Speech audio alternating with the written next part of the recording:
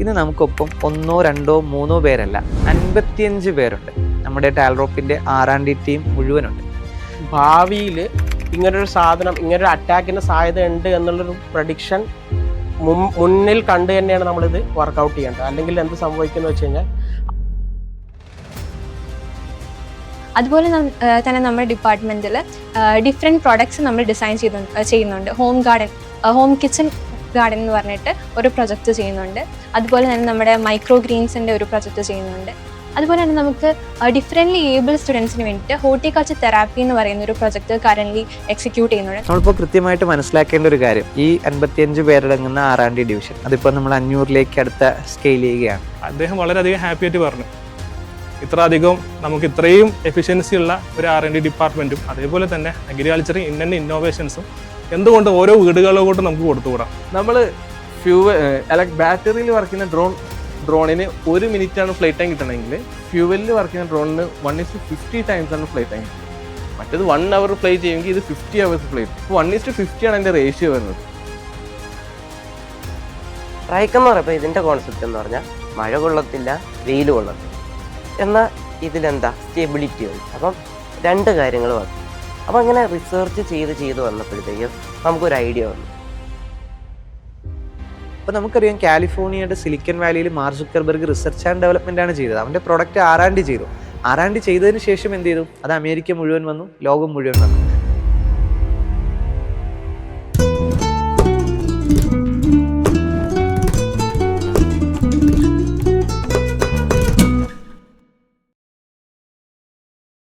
Hi all, ഇന്ന് നമ്മൾ untold സ്റ്റോറീസിൻ്റെ മറ്റൊരു എപ്പിസോഡിലേക്ക് പോവുകയാണ്. ഇന്ന് നമുക്കൊപ്പം ഒന്നോ രണ്ടോ മൂന്നോ പേരല്ല 55 പേരുണ്ട്. നമ്മുടെ ടാൽറോപ്പിൻ്റെ R&D ടീം മുഴുവനുണ്ട്. നമ്മുടെ R&D company W Hub Ventures private limited എന്നുള്ള നമ്മുടെ കമ്പനി, ആ കമ്പനിയുടെ അണ്ടറിൽ ഒരു വലിയ റിസർച്ച് ആൻഡ് ഡെവലപ്മെൻറ്റ് പ്രോസസ്സുകൾ നടന്നുകൊണ്ടിരിക്കുകയാണ്. 2030 വേണ്ടി ടാൽറോപ്പിൻ്റെ സിലിക്കൺ വാലി മിഷൻ യാഥാർത്ഥ്യമാക്കുന്നതിന് വേണ്ടി നമ്മുടെ നാട്ടിൽ നിന്ന് ഗൂഗിളും മൈക്രോസോഫ്റ്റും മെറ്റയും ടെസ്ലയും ആമസോണും ഒക്കെ സാധ്യമാക്കുന്നതിനായിട്ട് ഒരു യുവത്വം വളരെയധികം അക്ഷീണം രാവും പകലുമില്ലാണ്ട് വർക്ക് ചെയ്തുകൊണ്ടിരിക്കുകയാണ്. ആ ടീമിനെ നമുക്കൊന്ന് പരിചയപ്പെടാം. ഒപ്പം ടാൽറോപ്പിൻ്റെ R&D കമ്പനി എന്താണ്, ടാൽറോപ്പിൻ്റെ R&D പ്രോജക്റ്റുകൾ എന്തൊക്കെയാണ്, നമ്മൾ എങ്ങനെയാണ് നമ്മുടെ സ്വപ്നങ്ങളെല്ലാം യാഥാർത്ഥ്യമാക്കുന്നത്, എങ്ങനെയാണ് നമ്മുടെ നാട് ലോകത്തിൻ്റെ മുന്നിൽ ഒരു ഹെഡ് ക്വാർട്ടേഴ്സായിട്ട് ഇന്ന് കാലിഫോർണിയയുടെ സിലിക്കൻ വാലി ആയതുപോലെ ആകുന്നത്, ഇതൊക്കെയാണ് നമ്മുടെ പോഡ്കാസ്റ്റിലൂടെ ഇന്ന് നമ്മൾ ചർച്ച ചെയ്യുന്നത്. ഓരോ ഡിപ്പാർട്ട്മെൻറ്റിനെ റെപ്രസെൻ്റ് ചെയ്തുകൊണ്ട് നമ്മുടെ ടീം മെമ്പേഴ്സ് ഇന്ന് നമുക്കൊപ്പം ഡിസ്കഷനിൽ വരുന്നുണ്ട്. എന്താണ് അവർ ആ ഡിപ്പാർട്ട്മെൻറ്റിൽ ചെയ്യുന്നത്, നമ്മുടെ റിസർച്ച് ആൻഡ് ഡെവലപ്മെൻറ്റ് കമ്പനിയുടെ ഓരോ പ്രോസസ്സും എങ്ങനെയാണെന്ന് നമ്മുടെ ടീം മെമ്പേഴ്സ് നമുക്കൊപ്പം പറയും. അത് നമുക്ക് ആദ്യം ഒന്ന് കേൾക്കാം. ആദ്യമായി നമ്മുടെ ഹോട്ട് സീറ്റിലേക്ക് വരുന്നത് അജ്മലാണ്. അജ്മൽ, നമ്മുടെ റിസർച്ച് ആൻഡ് ഡെവലപ്മെൻറ്റ് ഡിപ്പാർട്ട്മെൻറ്റ് തുടങ്ങിയത് 1.5 വർഷം മുമ്പാണ്. ആദ്യ ടീം മെമ്പറിൽ ഒരാളായിരുന്നു അജ്മൽ. അപ്പോൾ അജ്മൽ നമ്മൾക്കൊപ്പം അജ്മലിൻ്റെ എക്സ്പീരിയൻസും എന്താണ് നമ്മുടെ R&D ഡിപ്പാർട്ട്മെൻറ്റ് R&D കമ്പനി ചെയ്യുന്നതെന്നും അജ്മൽ വ്യക്തമാക്കും. അജ്മൽ മെയിനായിട്ട് നമ്മുടെ കോണ്ടന്റ് കമ്പ്യൂട്ടിംഗ് ഏരിയയിലാണ് കൂടുതലായിട്ട് ഫോക്കസ് ചെയ്യുന്നത്. Welcome Ajmal, welcome to your podcast. അപ്പോൾ അജ്മലിൻ്റെ ഒരു എഡ്യൂക്കേഷണൽ ജേർണി എങ്ങനെയായിരുന്നു, ടാൽറോപ്പിൽ എങ്ങനെയാണ് എത്തപ്പെട്ടത്, ടാൽറോപ്പിൽ എത്തിയിട്ടുള്ള ഒരു കരിയർ എങ്ങനെയായിരുന്നു, നമ്മുടെ R&D കമ്പനിയിൽ അജ്മൽ കോണ്ടന്റ് കമ്പ്യൂട്ടിങ്ങിൽ എന്തിലൊക്കെയാണ് സ്പെഷ്യലൈസ് ചെയ്യുന്നത്? അപ്പോൾ ടാൽറോപ്പിനെ സംബന്ധിച്ചിടത്തോളം ഞാനൊരു 1.5 കൊല്ലം മുമ്പാണ് ടാൽറോപ്പിൻ്റെ റിസർച്ച് ആൻഡ് ഡെവലപ്മെൻറ്റ് ടീമിലേക്ക് വരുന്നത്. അപ്പോൾ എൻ്റെ ഒരു ബാക്ക്ഗ്രൗണ്ട് എന്ന് പറഞ്ഞു കഴിഞ്ഞാൽ BSc MSc ഫിസിക്സ് ഡൊമൈനിലും, പിന്നെ ഞാൻ പാർട്ട് ടൈം ആയിട്ട് മോളിക്കുലർ ക്വാണ്ടം മെക്കാനിക്സിൽ PhD ചെയ്യുന്നുണ്ട്. അതിന് മുമ്പ് ഞാൻ ഫാക്കൽറ്റി ആയിട്ട് വർക്ക് ചെയ്തിട്ടുണ്ട്. അതാണ് എൻ്റെ ഒരു ബാക്ക്ഗ്രൗണ്ട് എന്ന് പറയുന്നത്. എന്നെ സംബന്ധിച്ചിടത്തോളം എൻ്റെ ഒരു ഏരിയ ഓഫ് ഇൻട്രസ്റ്റ് എന്ന് പറയുന്നത് മെയിൻലി ക്വാണ്ടം കമ്പ്യൂട്ടിങ്ങും പിന്നെ അതുപോലെ തന്നെ ക്വാണ്ടം ഫിസിക്സിൻ്റെ എൻ്റെ ഒരു ആപ്ലിക്കേഷൻ സൈഡുമായി ബന്ധപ്പെട്ടാണ് എൻ്റെ ഒരു ഇൻട്രസ്റ്റ് കിടക്കുന്നത്. അപ്പോൾ എന്നെ സംബന്ധിച്ചിടത്തോളം അക്കാഡമിയ എന്നുള്ളൊരു ഡൊമൈനിൽ നിന്ന് ഇൻഡസ്ട്രിയിലേക്ക് വരുമ്പോൾ നമ്മളിപ്പോൾ അക്കാഡമിക് ആയിട്ട് ക്വാണ്ടം കമ്പ്യൂട്ടിങ്ങിനെ കുറിച്ച് കുറേ റിസർച്ച് ചെയ്തിട്ടുണ്ട്. അപ്പോൾ എൻ്റെ master thesis basically decoherence in quantum communication protocols എന്നുള്ള ഒരു ഡൊമൈനിലാണ് ഞാൻ എൻ്റെ റിസർച്ച് ചെയ്യുന്നത്. അപ്പോൾ അതിൻ്റെ ഒരു ഇൻഡസ്ട്രിയൽ ആപ്ലിക്കേഷൻ എപ്പോഴും നമ്മൾ ശ്രദ്ധിക്കുകയാണെങ്കിൽ അക്കാഡമിയേക്കാളും എപ്പോഴും ഫ്രണ്ടിൽ നിൽക്കുക ഇൻഡസ്ട്രി തന്നെ ആയിരിക്കും. ഇപ്പോൾ ക്വാണ്ടം കമ്പ്യൂട്ടിങ് ഇപ്പോൾ IIT ഐസർ പോലെയുള്ള സ്ഥാപനങ്ങളും ചെയ്യുന്നുണ്ട്. പാരലി ഗൂഗിളും IBM പോലെയുള്ള കമ്പനികളൊക്കെ ചെയ്യുന്നുണ്ട്. അപ്പോൾ അവരെ സംബന്ധിച്ചിടത്തോളം അവർ ക്വാണ്ടം കമ്പ്യൂട്ടിങ് റിസർച്ച് ചെയ്യുന്ന നമ്മളൊരു ഇവാലുവേഷൻ ചെയ്ത് കഴിഞ്ഞാൽ, കുറച്ചും കൂടി ഒരു ആപ്ലിക്കേഷൻ പെർസ്പെക്റ്റീവിൽ ഇവാലുവേറ്റ് ചെയ്ത് കഴിഞ്ഞാൽ എപ്പോഴും ഇൻഡസ്ട്രി തന്നെയായിരിക്കും മുന്നിൽ നിൽക്കുന്നത്. അതുകൊണ്ട് തന്നെയാണ് ഞാൻ ഒരു അക്കാഡമിക് സെറ്റിങ്ങിൽ നിന്ന് ഇൻഡസ്ട്രി ടാൽറോപ്പ് എന്ന ഇൻഡസ്ട്രിയോട് കൂടെയുള്ള ഒരു ജേണിയും അതിലൂടെ ഞാൻ അതിൻ്റെ ആ ഒരു ക്വാണ്ടം കമ്പ്യൂട്ടിംഗ് സ്റ്റാർട്ടപ്പ് ഡെവലപ്പ് ചെയ്യുക എന്നതുമായി ബന്ധപ്പെട്ടിട്ട് ഞാൻ ആ ഒരു ജേണി സ്റ്റാർട്ട് ചെയ്തത്. അപ്പോൾ ഈ ഒരു 1.5 കൊല്ലം ജേണിയിൽ ഞാൻ ഉദ്ദേശിക്കുന്ന ഒരു ക്വാണ്ടം കമ്പ്യൂട്ടിംഗ് സ്റ്റാർട്ടപ്പുമായി ബന്ധപ്പെട്ട് ഞാൻ എങ്ങനെയാണ് ഡെവലപ്പ് ചെയ്യാൻ ഉദ്ദേശിക്കുന്നത് വെച്ച് കഴിഞ്ഞാൽ നമ്മളെ സംബന്ധിച്ചിടത്തോളം ഇപ്പോൾ ഇതിൻ്റെ ഒരു റിസർച്ചിൽ ഏറ്റവും വലിയൊരു ചലഞ്ചാണ് നോയ്സ് എന്നുള്ളത്. നോയ്സ് എന്ന് പറഞ്ഞു കഴിഞ്ഞാൽ ക്വാണ്ടം നോയ്സ് എന്നുള്ളൊരു പാരാമീറ്റർ ക്വാണ്ടം കമ്പ്യൂട്ടിങ്ങുമായി ബന്ധപ്പെട്ടുണ്ട്. നമ്മൾ അതിനെ സംബന്ധിച്ചിടത്തോളം ഏറ്റവും കൂടുതൽ ക്വാണ്ടം നോയ്സ് നമ്മൾ അവോയ്ഡ് ചെയ്യാൻ നോക്കുന്ന ഒരു സാധനമാണ്. ആ ഒരു പാരാമീറ്റർ നമ്മൾ എങ്ങനെ ലിവറേജ് ചെയ്ത് നമ്മളൊരു സെക്യൂരിറ്റി ആപ്ലിക്കേഷനിലേക്ക് കൊണ്ടുവരിക എന്നുള്ളതാണ് ഞാൻ എൻ്റെ ഒരു റിസർച്ചിൽ നമ്മുടെ ഒരു സ്റ്റാർട്ടപ്പുമായി ബന്ധപ്പെട്ട റിസർച്ചിൽ ഉദ്ദേശിക്കുന്നത്. അപ്പോൾ ക്വാണ്ടം നോയ്സസ് ഇപ്പോൾ പല രീതിയിലുണ്ട്. ഫേസ് നോയ്സ് ഉണ്ട്, ആംപ്ലിറ്റ്യൂഡ് ഡാമ്പിംഗ്, പിന്നെ അതുപോലെ തന്നെ പല രീതിയിലുള്ള നോയ്സ് മോഡൽസ് ഉണ്ട്.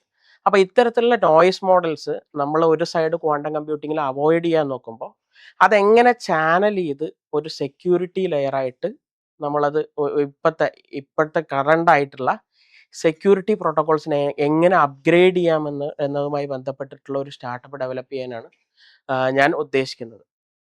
അപ്പോൾ അതിൽ ഇപ്പോൾ നമ്മൾക്കറിയാം നമ്മുടെ സാധാരണ ഇപ്പോൾ നമ്മൾ ഉപയോഗിക്കുന്ന വാട്സപ്പ് അല്ലെങ്കിൽ ഫേസ്ബുക്ക് അല്ലെങ്കിൽ ബ്രൗസേഴ്സൊക്കെ അതിന് ഒരു സെറ്റ് ഓഫ് സെക്യൂരിറ്റി പ്രോട്ടോകോൾസ് വെച്ചാണ് അത് ഡിസൈൻ ചെയ്തിരിക്കുന്നത്. അത് ഹാക്കർമാർ അല്ലെങ്കിൽ ഈ ഡാറ്റ തെഫ്റ്റ് അത് അവോയ്ഡ് ചെയ്യാൻ വേണ്ടിയിട്ട് നമ്മൾ പല രീതിയിൽ അതിനെ സെക്യൂർ ചെയ്യാൻ ഉദ്ദേശിക്കുന്നുണ്ട്. അപ്പോൾ അതിൻ്റെ ഒരു പ്രശ്നം അല്ലെങ്കിൽ അതിൻ്റെ ഒരു അഡ്വാൻറ്റേജും അതിൻ്റെ ഒരു പ്രശ്നവും അത് മാത്തമാറ്റിക്കൽ ഫങ്ഷൻസുമായി ബന്ധപ്പെട്ടിട്ടുള്ള ഒരു ക്രിപ്റ്റോഗ്രഫി ഈ ഒരു ഡൊമൈനിൻ്റെ നമ്മൾ പൊതുവെ ജനറലായിട്ട് പറയും ഈ സെക്യൂരിറ്റി പ്രോട്ടോകോൾസിനെ നമ്മൾ എങ്ങനെ എൻഹാൻസ് ചെയ്യും. അപ്പോൾ ഇപ്പോൾ ഉള്ള സെക്യൂരിറ്റി പ്രോട്ടോകോൾസ് പ്രോപ്പറായിട്ടുള്ള ക്വാണ്ടം കമ്പ്യൂട്ടേഴ്സ് വന്നു കഴിഞ്ഞാൽ അതിനെ അറ്റാക്ക് ചെയ്ത് അതിൻ്റെ ഒരു ഇപ്പോഴത്തെ എഫക്റ്റീവ്നെസ് ഒഴിവാക്കാൻ അല്ലെങ്കിൽ അത് ഇല്ലാതാക്കാൻ സാധ്യതയുണ്ട്. അപ്പോൾ നമ്മളെ സംബന്ധിച്ചിടത്തോളം ഇങ്ങനെ റിയൽ ക്വാണ്ടം കമ്പ്യൂട്ടേഴ്സ് വന്നു കഴിഞ്ഞാൽ നമ്മൾ എങ്ങനെ ഈ അറ്റാക്സിനെ റെസിസ്റ്റ് ചെയ്യും എന്നുള്ളതുമായി ബന്ധപ്പെട്ടിട്ടാണ് ഞാൻ ഈ ഒരു റിസർച്ചിൽ ഉദ്ദേശിക്കുന്നത്. അപ്പോൾ അതിൽ തന്നെ ഇപ്പോൾ നമ്മൾക്കിപ്പോൾ റാൻഡം നമ്പർ ജനറേഷൻ എന്നുള്ളത് വളരെ പ്രധാനപ്പെട്ട ഒരു കാര്യമാണ്. നമ്മൾ സാധാരണഗതിയിൽ ഇപ്പോൾ നമ്മുടെ വാട്സപ്പിലുള്ള 256 ബിറ്റ് ആയിട്ടുള്ള ഈ ഒരു എൻക്രിപ്ഷൻ പ്രോട്ടോക്കോളിൽ നമ്മൾ ഉപയോഗിക്കുന്ന റാൻഡം നമ്പേഴ്സ് എന്ന് പറഞ്ഞാൽ ഒരു മാത്തമാറ്റിക്കൽ ഫംഗ്ഷൻ്റെ ഔട്ട്കം ആയിട്ട് ഉണ്ടാവുന്നതാണ്. അപ്പോൾ ആ ഒരു ഫംഗ്ഷൻ നമുക്ക് അത് ക്രാക്ക് ചെയ്യാൻ കഴിഞ്ഞാൽ ഈ സെക്യൂരിറ്റി പ്രോട്ടോക്കോളിന് ഉള്ള റെലവൻസ് ഇല്ലാതായി പോകും, അല്ലെങ്കിൽ അത് വൾണറബിൾ ആയി പോകും. അപ്പോൾ ട്രൂലി റാൻഡം ആയിട്ടുള്ള നമ്പേഴ്സ് അല്ലെങ്കിൽ ഇത്തരത്തിലുള്ള ഈ കറണ്ട് ആയിട്ടുള്ള ഈ മാത്തമാറ്റിക്കൽ ഫംഗ്ഷൻ്റെ ആ ഒരു പ്രഡിക്റ്റബിലിറ്റി ഒഴിവാക്കി നമ്മൾക്ക് പ്രോപ്പർ ആയിട്ടുള്ള ക്വാണ്ടം മെക്കാനിക്സിൻ്റെ ആ ഒരു പ്രോപ്പർട്ടി ഉപയോഗപ്പെടുത്തിയിട്ടുള്ള രീതിയിൽ അതിലാണ് ഞാൻ ഫോക്കസ് ചെയ്യുന്നത്. കുറച്ചുകൂടി നമ്മൾ ക്വാണ്ടം കമ്പ്യൂട്ടിംഗിൽ നിന്ന് ഒഴിവാക്കാൻ ഉദ്ദേശിക്കുന്ന നോയ്സ് മോഡൽസിൻ്റെ ഹെൽപ്പോട് കൂടി എങ്ങനെ ഈ സെക്യൂരിറ്റി ലെയേഴ്സ് നമ്മൾ യൂട്ടിലൈസ് ചെയ്യാൻ പറ്റുമോ ആ ഒരു രീതിയിൽ അത് ലെവറേജ് ചെയ്തിട്ടാണ് ഞാൻ എന്ത് ചെയ്യുന്നത്, ഞാൻ ഈ ഒരു സെക്യൂരിറ്റി പ്രോട്ടോകോൾ ഉണ്ടാക്കാൻ ഉദ്ദേശിക്കുന്നു. അത് കറണ്ട് ആയിട്ടുള്ള ഇപ്പോൾ ഉള്ള ഇപ്പോൾ എലിപ്റ്റിക്കൽ ക്രിപ്റ്റോഗ്രഫി ഉണ്ടെങ്കിൽ അല്ലെങ്കിൽ AES അങ്ങനെ പലതരം ക്രിപ്റ്റോഗ്രഫി പ്രോട്ടോകോൾസ് ഉണ്ട്. ഇത്തരത്തിലുള്ള ഈ ക്രിപ്റ്റോഗ്രഫിക് പ്രോട്ടോകോൾസിനെ നമുക്ക് വേണമെങ്കിൽ ഒന്നല്ലെങ്കിൽ അത് റീപ്ലേസ് ചെയ്യുന്ന രീതിയിലായിരിക്കാം, അല്ലെങ്കിൽ ഒരു കോഎക്സിസ്റ്റൻസ് എന്നുള്ളൊരു പെർസ്പെക്റ്റീവ് രണ്ടും സമാന്തരമായിട്ട് തന്നെ നമ്മൾ ഉപയോഗിക്കുന്ന രീതിയിൽ ഒരു അഡീഷണൽ ലെയർ ഓഫ് പ്രൊട്ടക്ഷൻ എന്നുള്ള രീതിയിലും ആണ്. അപ്പോൾ നമുക്കത് അച്ചീവ് ചെയ്യാൻ ചില ഡിഫിക്കൽട്ടീസ് ഉണ്ട്. വളരെ ഡീപ്പായിട്ടുള്ള റിസർച്ച് ഇതിന് വേണ്ടതുണ്ട് ഫസ്റ്റ് ഓഫ് ഓൾ. പിന്നെ അതിനനുസരിച്ചുള്ള മാൻ പവർ, അതിനനുസരിച്ചുള്ള റിസോഴ്സസ്, പിന്നെ ഇതിൻ്റെ ഹാർഡ്വെയർ സൈഡും നമുക്ക് കുറേ ചലഞ്ചസ് ഫേസ് ചെയ്യുന്നുണ്ട്. അപ്പോൾ ഇതെങ്ങനെ കോസ്റ്റ് എഫക്റ്റീവായി ചെയ്ത് ഒരു പ്രൊഡക്റ്റ് ആയിട്ടും നമ്മളിപ്പോൾ സാസ് എന്നൊക്കെ പറയുന്ന പോലെ ക്വാണ്ടം റാൻഡം നമ്പർ ജനറേഷൻ എന്നുള്ളത് ഒരു സർവീസ് ആയിട്ട് ആസ് എ സർവീസ് എന്നുള്ള രീതിയിൽ നമുക്കൊരു സോഫ്റ്റ്വെയർ ലെയറായിട്ട് അല്ലെങ്കിൽ കറണ്ട് ആയിട്ടുള്ള സെക്യൂരിറ്റി ലെയറിനെക്കാട്ടും മെച്ചപ്പെടുത്തുന്ന രീതിയിൽ നമ്മളെ സംബന്ധിച്ചിടത്തോളം ഭാവിയിൽ ഇങ്ങനൊരു സാധനം, ഇങ്ങനൊരു അറ്റാക്കിന് സാധ്യത ഉണ്ട് എന്നുള്ളൊരു പ്രഡിക്ഷൻ മുന്നിൽ കണ്ടു തന്നെയാണ് നമ്മളിത് വർക്കൗട്ട് ചെയ്യേണ്ടത്. അല്ലെങ്കിൽ എന്ത് സംഭവിക്കുന്നു വെച്ച് കഴിഞ്ഞാൽ അന്ന് ഈ ക്വാണ്ടം കമ്പ്യൂട്ടേഴ്സ് റിയലൈസ് ആവുന്ന ഒരു സിറ്റുവേഷനിൽ നമ്മൾ അപ്പം റിസർച്ച് ചെയ്ത് ഒരിക്കലും അതിലേക്ക് എത്താൻ കഴിയില്ല. ചിലപ്പോൾ ഇതിൻ്റെ ഒരു ഔട്ട്കം എന്ന് പറഞ്ഞാൽ 3-4 കൊല്ലത്തിൻ്റെ റിസർച്ചും പിന്നെ അതിൻ്റെ ആ ഒരു പ്രൊഡക്റ്റ് ഡെവലപ്മെൻറ്റോ അതിൻ്റെ തന്നെ പല ഫേസുകളിലൂടെ ആയിരിക്കും നമുക്ക് ഇതിൻ്റെ ഒരു പ്രോപ്പർ ആയിട്ടുള്ള എഫക്റ്റീവ് ആയിട്ടുള്ള ഇൻഡസ്ട്രി റെഡി ആയിട്ടുള്ള ഒരു പ്രോട്ടോകോൾ ഉണ്ടാവുന്നത്. അപ്പം നമ്മളെ സംബന്ധിച്ചിടത്തോളം ഇന്ന് ആ അറ്റാക്ക് പ്രഡിക്റ്റ് ചെയ്തിട്ട് വേണം നമ്മളെ സംബന്ധിച്ചിടത്തോളം അത്തരത്തിലുള്ളൊരു പ്രോട്ടോകോൾ ഡെവലപ്പ് ചെയ്യാൻ, അത്തരത്തിലുള്ളൊരു സ്റ്റാർട്ടപ്പ് നമ്മൾ ഇന്നേ വർക്ക് ചെയ്ത് തുടങ്ങണം. അപ്പോൾ ആ ഒരു രീതിയിലായിരിക്കും നമ്മുടെ ഒരു വർക്ക് പോകുന്നത്. അപ്പോൾ ഒരു സൈഡ് സോഫ്റ്റ്വെയർ ഉണ്ട്, വേറെ സൈഡ് നമ്മൾ ബാങ്കിങ് അല്ലെങ്കിൽ അത്തരത്തിലുള്ള ഭാഗങ്ങളുണ്ട്. ഇതിലൊക്കെ എല്ലാത്തിലും സെക്യൂരിറ്റി സൈഡ് ഉണ്ട്. ആ സെക്യൂരിറ്റി സൈഡ് എങ്ങനെ നമ്മൾ റീഡിഫൈൻ ചെയ്യുന്നുള്ളതാണ് നമ്മുടെ ഈ ഒരു സ്റ്റാർട്ടപ്പ് കൊണ്ട് ഉദ്ദേശിക്കുന്നത്. അപ്പോൾ ഇതിന് ടെലികോമും അതുപോലെ തന്നെ പല ഡൊമൈനുമായി ബന്ധപ്പെട്ടും സ്ട്രോങ് ആയിട്ടുള്ള കോറിലേഷൻ ഉണ്ട്. കാരണം കമ്മ്യൂണിക്കേഷൻ നമ്മുടെ ദൈനംദിന ജീവിതത്തിൽ വളരെ പ്രധാനപ്പെട്ട ഒരു കാര്യമാണ്. അപ്പോൾ ആ ഒരു മേഖലയെ നമ്മൾ മെച്ചപ്പെടുത്തുന്നതുമായി ബന്ധപ്പെട്ടാണ് ഈ സ്റ്റാർട്ടപ്പ് ഉദ്ദേശിക്കുന്നത്. നമ്മുടെ ഈ പറയുന്ന ഡീപ് ടെക് സ്റ്റാർട്ടപ്പുകൾ ഒരുപാട് വരുമ്പോൾ ഈ ഡീപ് ടെക്കുകളെല്ലാം ഇപ്പോൾ ഈ കോണ്ടന്റ് കമ്പ്യൂട്ടിംഗ് ഉൾപ്പെടെയുള്ള നമ്മുടെ പ്രൊഡക്റ്റ് ഉൾപ്പെടെയുള്ള ഡീപ് ടെക്കിൽ വരുന്ന എല്ലാ സൊല്യൂഷൻസും നമ്മുടെ അടുത്തൊരു തലമുറയെ എഡ്യൂക്കേറ്റ് ചെയ്യുക എന്നൊരു പേർപ്പസിലാണ് നമ്മൾ സ്റ്റേപ്പ് എന്നൊരു സ്റ്റാർട്ടപ്പ് ഉണ്ടാക്കിയിരിക്കുന്നത്. ആ സ്റ്റേപ്പിന്റെ ചീഫ് അക്കാഡമിക് ഓഫീസർ എന്നുള്ള ലെവലിൽ തന്നെ ഈ കാണുന്ന ഡീപ് ടെക് റിസർച്ചുകളെല്ലാം നമ്മുടെ മക്കളിലേക്ക്, ഒരു 10 വയസ്സുള്ള കുട്ടിയിലേക്ക് എങ്ങനെ നമുക്ക് കൃത്യമായി കൊണ്ടുവരാൻ സാധിക്കും? ഒരു ഫണ്ടമെന്റൽ ആയിട്ടുള്ള വളരെ പ്രധാനപ്പെട്ട ഒരു കാര്യം എന്താണെന്ന് വെച്ച് കഴിഞ്ഞാൽ ഏർലി എക്സ്പോഷർ എന്നുള്ളത് തന്നെയാണ്. നമ്മൾ സ്റ്റേപ്പ് ഓൾറെഡി ചെയ്യുന്ന ഒരു കാര്യമാണ്.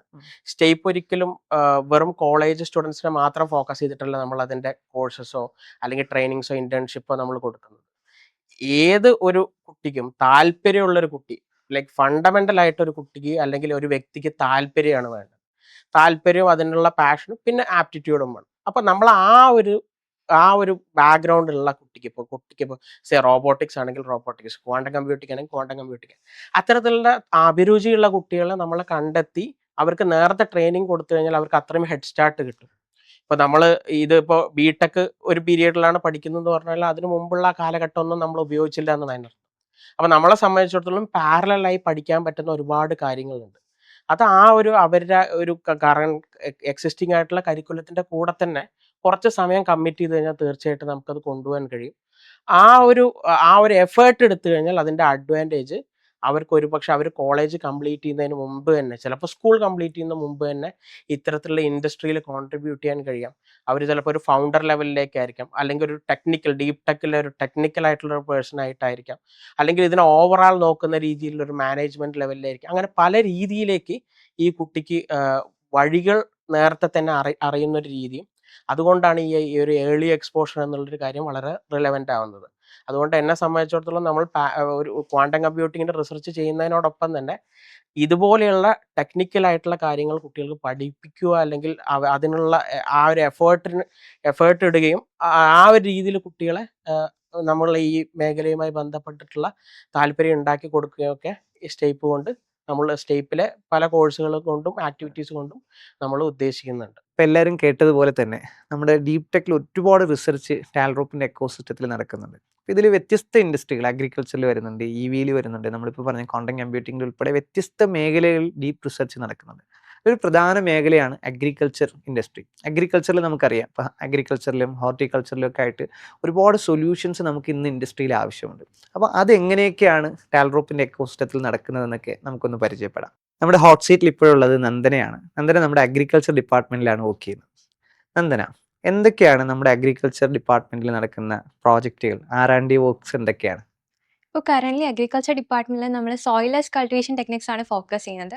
മണ്ണില്ലാതെ നമുക്ക് എങ്ങനെ ഇലവർഗ്ഗങ്ങൾ, പച്ചക്കറികളൊക്കെ കൃഷി ചെയ്യാം എന്നതാണ് നമ്മളിപ്പോൾ റിസർച്ച് ചെയ്തുകൊണ്ടിരിക്കുന്നത്. കറൻ്റ്ലി ഉള്ള പ്രൊജക്ട്സ് എന്ന് പറയുമ്പോൾ നമുക്ക് റെസിഡൻഷ്യൽ പ്രൊജക്ട്സ് ഉണ്ട്. അങ്ങനെ വെച്ചാൽ ഹോം ഗാർഡൻ, നമുക്ക് വീട്ടിൽ തന്നെ 100, 200, 300 സ്ക്വയർ ഫീറ്റുകളിൽ ചെയ്യുന്ന ഒരു പ്ലാനാണ് നമ്മുടെ ഹോം ഗാർഡൻ പ്രൊജക്ട്. നമ്മുടെ വീട്ടിൽ പച്ചക്കറികൾ വളരെ ഫ്രഷ് ആയിട്ട് തന്നെ പെസ്റ്റിസൈഡോ കെമിക്കൽസോ ഒന്നും ഇല്ലാതെ തന്നെ നമുക്ക് വീട്ടിൽ തന്നെ കൃഷി ചെയ്യാൻ പറ്റുന്ന ഒരു പ്രൊജക്റ്റാണ് ഹോം ഗാർഡൻ പറയുന്നത്. സോ നമുക്ക് നമ്മുടെ വീട്ടിലോ അല്ലെങ്കിൽ വീട്ടിനുള്ളിലോ ചെറിയൊരു സ്പേസ് ഉണ്ടെങ്കിൽ തന്നെ നമുക്ക് ഈ ഹോം ഗാർഡൻ പ്രൊജക്ട് ഇംപ്ലിമെന്റ് ചെയ്യാവുന്നതാണ്. ഫുള്ളി അതിനകത്ത് നമ്മൾ സോയിലെസ് കൾട്ടിവേഷൻ ടെക്നിക് ആയിരിക്കും. ഹൈഡ്രോപോണിക്സ് വരുന്നുണ്ട്, ടവറോപോണിക്സ് വരുന്നുണ്ട്, അങ്ങനത്തെ പലതരം ഗ്രോ ബാഗ് സിസ്റ്റംസ് വരുന്നുണ്ട്. അതൊക്കെയാണ് നമ്മൾ അവിടെ ഇംപ്ലിമെന്റ് ചെയ്യുന്നത്. അതുപോലെ തന്നെ നമ്മുടെ കൊമേഴ്ഷ്യൽ പ്ലാൻ ആയിട്ടുള്ള സ്മാർട്ട് ഗ്രോ വരുന്നുണ്ട്. സോ നമ്മൾ 1000 സ്ക്വയർ ഫീറ്റ് തൊട്ട് അതിന് മേലെയുള്ള എത്ര സ്ക്വയർ ഫീറ്റിലാണെങ്കിലും എത്ര സെന്റിലാണെങ്കിലും ഏക്കേഴ്സിലാണെങ്കിലും നമ്മൾ നമ്മുടെ കൊമേഴ്ഷ്യൽ പ്രൊജക്ട് എക്സിക്യൂട്ട് ചെയ്യുന്നുണ്ട്. വലിയൊരു സ്ഥലത്ത് നമുക്ക് ഹൈഡ്രോപോണിക്സ്, പോളി ഹൗസുകൾ, അതിനുള്ളിൽ തന്നെ ഹൈഡ്രോപോണിക്സ്, എയറോപോണിക്സ്, അക്വാപോണിക്സ്, ഇതെല്ലാം നമ്മൾ ചെയ്യുന്നുണ്ട്. അതുപോലെ തന്നെ മെഡിസിനൽ ഗാർഡൻസ്, അത് പെരനിയൽ വുഡി പ്ലാന്റ്സ് എല്ലാം നമ്മൾ പ്ലാൻ ചെയ്തിട്ടുള്ള ഒരു പ്രൊജക്റ്റാണ് നമ്മുടെ കൊമേഴ്ഷ്യൽ പ്രൊജക്ട്.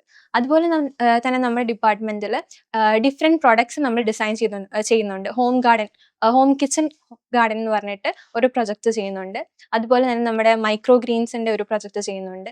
അതുപോലെ തന്നെ നമുക്ക് ഡിഫറെൻ്റ്ലി ഏബിൾ സ്റ്റുഡൻസിന് വേണ്ടിയിട്ട് ഹോർട്ടിക്കൾച്ചർ തെറാപ്പി എന്ന് പറയുന്ന ഒരു പ്രൊജക്ട് കറൻ്റ്ലി എക്സിക്യൂട്ട് ചെയ്യുന്നുണ്ട്. നമ്മുടെ ടാൽറോപ്പിൻ്റെ സ്റ്റാർട്ടപ്പായ ടൈറ്റ്സ് വാലിയും അഗ്രികൾച്ചർ സ്റ്റാർട്ടപ്പായ അക്സിയും ചേർന്നിട്ടുള്ള ഒരു പ്രൊജക്ട്സ് ആണ് horticulture therapy.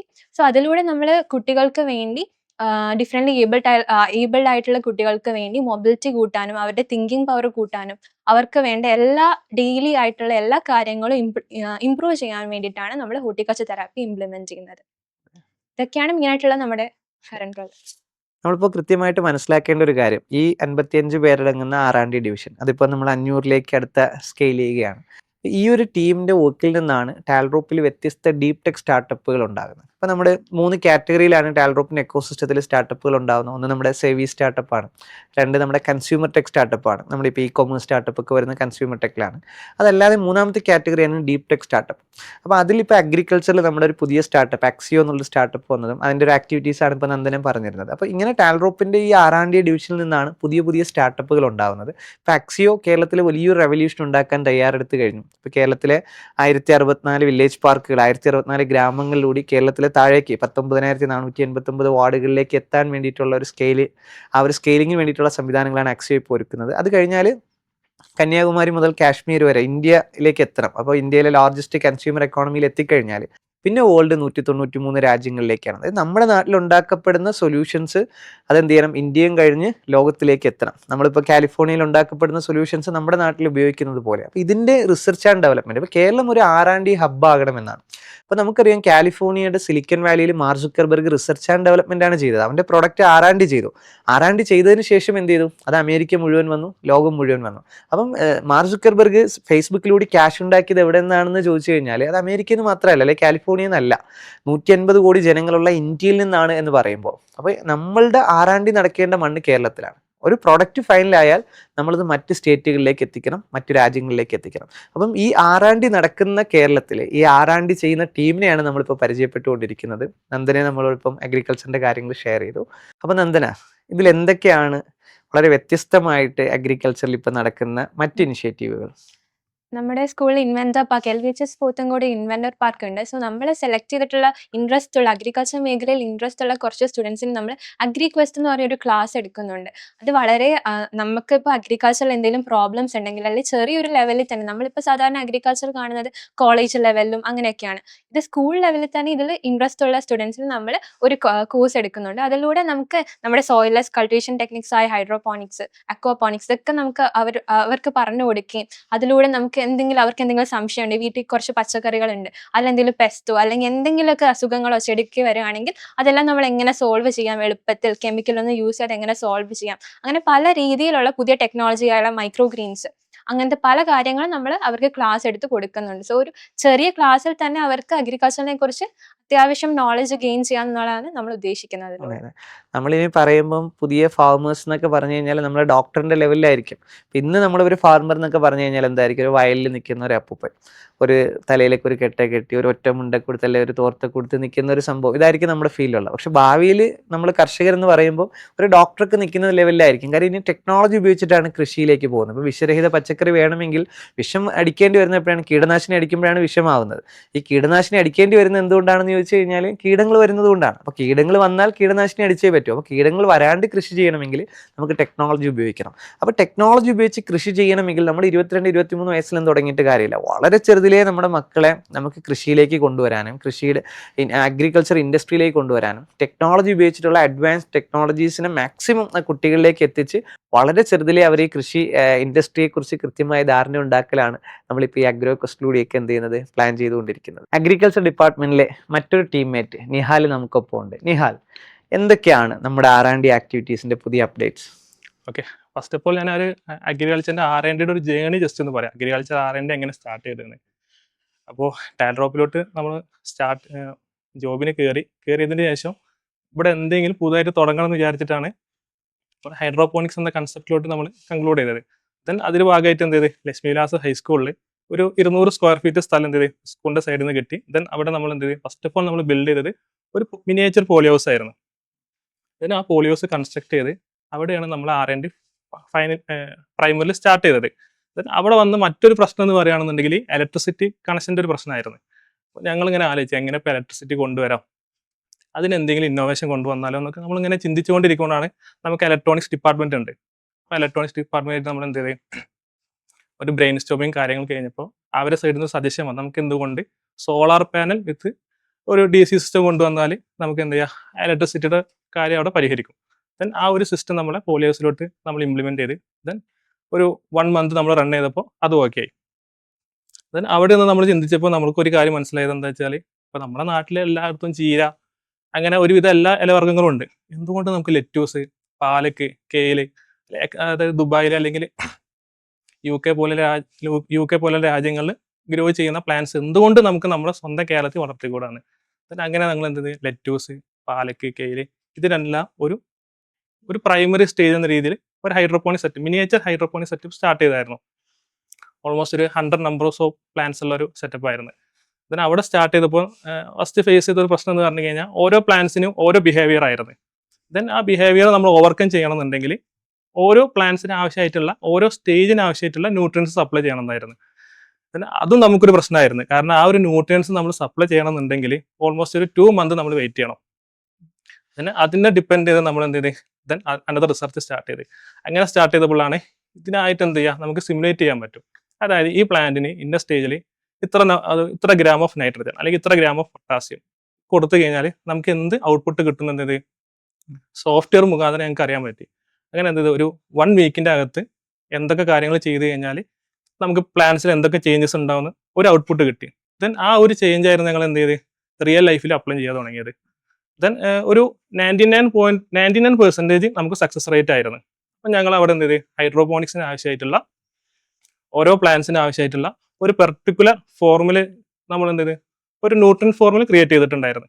Then another problem എന്ന് പറഞ്ഞു കഴിഞ്ഞാൽ ഇൻ കേസ് ഇതൊരു സ്റ്റാർട്ടപ്പായി മാറിക്കഴിഞ്ഞാൽ ഇതിൻ്റെ ഒരു മിനിയേച്ചർ സെറ്റപ്പ് നമ്മൾ ഓരോ പഞ്ചായത്തിൽ ഇംപ്ലിമെൻറ്റ് ചെയ്യേണ്ടി വരും. അപ്പോൾ ഓരോ പഞ്ചായത്തിൽ ഇംപ്ലിമെൻറ്റ് ചെയ്യുമ്പോൾ ചിലപ്പോൾ ഒരു ഫോർ എക്സാമ്പിൾ പറയുകയാണെങ്കിൽ ഒരു 100 നമ്പേഴ്സ് ഓഫ് പ്ലാന്റ്സ് ഗ്രോ ചെയ്യാൻ പറ്റുന്ന ഒരു സെറ്റപ്പ് ആണെന്നുണ്ടെങ്കിൽ അവർ പറയും ഇപ്പോൾ ഞങ്ങൾക്ക് ഒരു 10 പാലക്ക് വേണം അല്ലെങ്കിൽ 20 കേല് വേണം. അങ്ങനെ മൾട്ടിപ്പിൾ പ്ലാന്റ്സ് ആയിരിക്കും ചിലപ്പോൾ അവർ പറയാം. ഈ മൾട്ടിപ്പിൾ പ്ലാന്റ്സിന് മൾട്ടിപ്പിൾ സൊല്യൂഷൻ കൊടുത്തു കഴിഞ്ഞാലും അവിടെ മെയിൻറ്റെയിൻ ചെയ്യാൻ ഭയങ്കര റിസ്കി ആയിരിക്കും. എന്തുകൊണ്ട് മൾട്ടിപ്പിൾ പ്ലാന്റ്സിന് ഒറ്റ ന്യൂട്രൻ സൊല്യൂഷൻ നമുക്ക് കൊടുത്തുകൂടാ. അങ്ങനെ നമ്മൾ ചിന്തിച്ചു തുടങ്ങിയപ്പോൾ എന്ത് ചെയ്ത് പിന്നെ നമ്മൾ സോഫ്റ്റ്വെയറിൽ വർക്കൗട്ട് ചെയ്ത് ഒരു 2 വീക്സിൻ്റെ അകത്ത് നമ്മൾ പുതിയൊരു ഫോർമുല ക്രിയേറ്റ് ചെയ്ത്. നമ്മളെ ഫസ്റ്റ് അഗ്രികൾച്ചറിൻ്റെ ഒരു R&D പ്രൊഡക്റ്റ് എന്ന് പറഞ്ഞത് ഹൈഡ്രോപോണിക്സിന്റെ ന്യൂട്രൻസ് ഫോർമുല ആയിരുന്നു. ദെൻ ഞങ്ങളുടെ ഫസ്റ്റ് പ്രൊജക്റ്റ് ആക്സിയോന്റെ ഫസ്റ്റ് പ്രൊജക്റ്റ് നമ്മൾ ഇംപ്ലിമെന്റ് ചെയ്തത് നമ്മുടെ മുന്നത്തെ ISRO ചെയർമാൻ ഉണ്ട് doctor G Madhavan Nair sir വീട്ടിലായിരുന്നു. അദ്ദേഹത്തിന്റെ വീട്ടിൽ ഓൾറെഡി എക്സിസ്റ്റിംഗ് ആയിട്ടുള്ള ഒരു ചെറിയൊരു ഹൈഡ്രോപോണിക്സിന്റെ സിസ്റ്റം ഉണ്ടായിരുന്നു.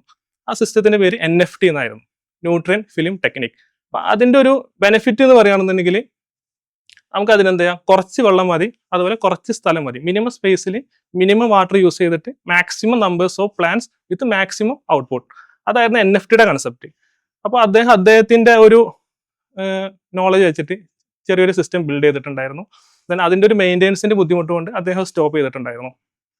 ദെൻ ഞങ്ങളത് ഏറ്റെടുത്തിട്ട് വളരെ ഭംഗിയായ രീതിയിൽ എന്ത് ചെയ്ത് ഒരു NFT സിസ്റ്റം ഓൾമോസ്റ്റ് ഒരു 50 നമ്പേഴ്സ് ഓഫ് പ്ലാന്റ്സും പിന്നെ അതിൻ്റെ കൂടെ തന്നെ ഒരു എയറോപോണിക്സിന്റെ ഒരു ടവറും ഇതെല്ലാം ഇംപ്ലിമെന്റ് ചെയ്ത് 1 മന്ത് ഞങ്ങൾ കണ്ടിന്യൂസ് ആയിട്ട് മോണിറ്റർ ചെയ്തു. ദെൻ സക്സസ്ഫുള്ളി ഞങ്ങൾ ഇപ്പോൾ ഓൾമോസ്റ്റ് ചെയ്തിട്ട് 6 മന്തായി. അപ്പോൾ ഈ 6 മന്തിൻ്റെ ഇടയ്ക്ക് ഞങ്ങൾക്ക് എന്ത് ചെയ്തു ഓൾമോസ്റ്റ് 3 ടൈംസ് ഹാർവെസ്റ്റ് എടുത്തു. ദെൻ അദ്ദേഹം വളരെയധികം ഹാപ്പി ആയിട്ട് പറഞ്ഞു, നമുക്ക് ഇത്രയും എഫിഷ്യൻസി ഉള്ള ഒരു R&D ഡിപ്പാർട്ട്മെന്റും അതേപോലെ തന്നെ അഗ്രികൾച്ചർ ഇന്നോവേഷൻസും എന്തുകൊണ്ട് ഓരോ വീടുകളിലോട്ട് നമുക്ക് കൊടുത്തുകൂടാം. നമുക്ക് ടാൽറോപ്പിനെ സംബന്ധിച്ചിടത്തോളം ഓരോ പഞ്ചായത്തിലും ഓരോ വില്ലേജ് പാർക്ക് വരുന്നുണ്ട്. ദെൻ ആ ഒരു പഞ്ചായത്തിൽ എന്തുകൊണ്ട് നമുക്ക് ഒരു പഞ്ചായത്തിൽ ഒരു 2-3 വീട് ചെയ്താൽ മതി. ദെൻ ഹോം ഗാർഡൻ കൺസെപ്റ്റ്, അതേപോലെ സ്മാർട്ട് ഗ്രോ കൺസെപ്റ്റ്. ഞങ്ങളുടെ സ്മാർട്ട് ഗ്രോന്റെ ഫസ്റ്റ് കൺസെപ്റ്റ് ഞങ്ങൾ ഇംപ്ലിമെന്റ് ചെയ്തത് കടക്കലായിരുന്നു. കടക്കൽ ഓൾമോസ്റ്റ് 2000 സ്ക്വയർ ഫീറ്റിലായിരുന്നു സ്മാർട്ട് ഗ്രോന്റെ ഫസ്റ്റ് പോളിയോസ് ഇംപ്ലിമെന്റ് ചെയ്തിട്ടുള്ളത്. ദെൻ അവിടെ ചെയ്തത് LVHS ഒരു വ്യത്യസ്തത എന്താണ് കടക്കൽ എന്ന് ചോദിച്ചു കഴിഞ്ഞാൽ അവിടെ ഫുള്ളി എൻവയോൺമെന്റ് കൺട്രോൾ ചെയ്തിട്ടാണ്. LVHS എന്ന് പറയുമ്പോൾ നമുക്ക് ചെറിയൊരു സ്പേസിൽ ചെയ്തിട്ടുള്ള ഒരു പോളിയോസ് ആയിരുന്നു. ദെൻ അത് നമ്മൾ കടക്കൽ പോളിയോസിലോട്ട് ആകുമ്പോൾ 1800 സ്ക്വയർ ഫീറ്റ്. ദെൻ അത്രയും വാസ്റ്റ് ഏരിയയിൽ ചെയ്യുമ്പോൾ അവിടെ എൻവയോൺമെന്റിൽ ഒരു ബുദ്ധിമുട്ടാണ്. അപ്പൊ നമുക്ക് ഇന്ന് രാവിലെ മഴയാണെന്നുണ്ടെങ്കിൽ ഉച്ചയ്ക്ക് വെയിലായിരിക്കും, അല്ലെങ്കിൽ രാവിലെ വെയിലാണെന്നുണ്ടെങ്കിൽ ഉച്ചയ്ക്ക് മഴയായിരിക്കും. അപ്പൊ ആ പുറത്ത് വരുന്ന ആ ഒരു ക്ലൈമറ്റുമായി നമ്മളെ പ്ലാന്റ്സിന് ഒരിക്കലും അഡാപ്റ്റ് ചെയ്ത് പോകാൻ പറ്റില്ല. ഇതങ്ങനെ എന്ത് ചെയ്ത് ഒരു കൺട്രോൾഡ് എൻവയോൺമെന്റൽ അഗ്രികൾച്ചർ എന്ന കൺസെപ്റ്റുമായി ബന്ധപ്പെട്ടിട്ടാണ് കടക്കൽ നമ്മൾ 1800 സ്ക്വയർ ഫീറ്റിൽ ഇംപ്ലിമെന്റ് ചെയ്തത്. അവിടെ ഓൾമോസ്റ്റ് ഒരു 2000 നമ്പേഴ്സ് ഓഫ് പ്ലാൻസ് ഇംപ്ലിമെന്റ് ചെയ്തു. സക്സസ്ഫുള്ളി അത് റണ്ണിങ് ആണ്.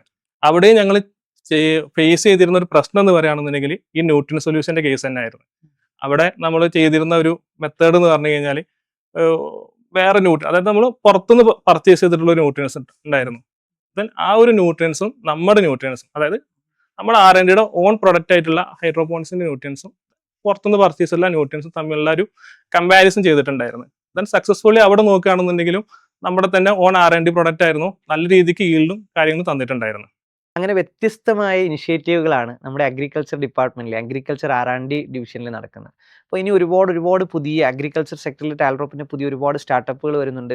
പുതിയ ഒരുപാട് വെഞ്ചേഴ്സ് നമ്മൾ എന്ത് ചെയ്യുന്നുണ്ട്, ക്രിയേറ്റ് ചെയ്യുന്നുണ്ട്. കേരളത്തിൽ, ഇന്ത്യയിൽ, വേൾഡിൽ അഗ്രികൾച്ചർ ഇൻഡസ്ട്രിയിൽ, അഗ്രികൾച്ചർ എന്ന് പറഞ്ഞാൽ നമുക്കറിയാം എന്തൊക്കെ മാറ്റങ്ങൾ വന്നാലും മനുഷ്യന് കഴിക്കാൻ ഭക്ഷണം വേണം.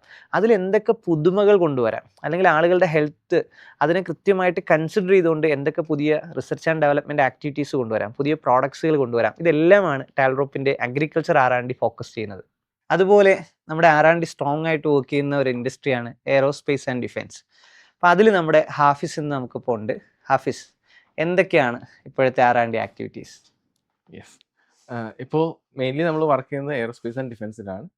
അപ്പോൾ എയറോസ്പേസ് ആൻഡ് ഡിഫൻസ് എന്ന് പറയുമ്പോൾ ലൈക്ക് ഇപ്പോഴത്തെ ഒരു യുദ്ധമുറ എന്ന് നമ്മൾ നോക്കുമ്പോൾ തന്നെ, ഇപ്പോൾ യുക്രൈൻ റഷ്യ വാർ വരുന്നാലും, അല്ലെങ്കിൽ ഇസ്രായേൽ ഫലസ്തീൻ ഏതൊരു വാർ വന്നാലും, ഇന്ത്യ പാകിസ്ഥാൻ വിഷയങ്ങൾ വരുമ്പോഴൊക്കെ ഇന്ന് കുറേയും കൂടി മിലിറ്ററി കുറേയും കൂടി ഹോം ബേസിൽ ഇരുന്നിട്ട് ഡ്രോൺ യൂസ് ചെയ്തിട്ടാണ് അറ്റാക്കിങ് അല്ലെങ്കിൽ സർവൈലൻസ് കാര്യങ്ങളൊക്കെ നടത്തുന്നത്.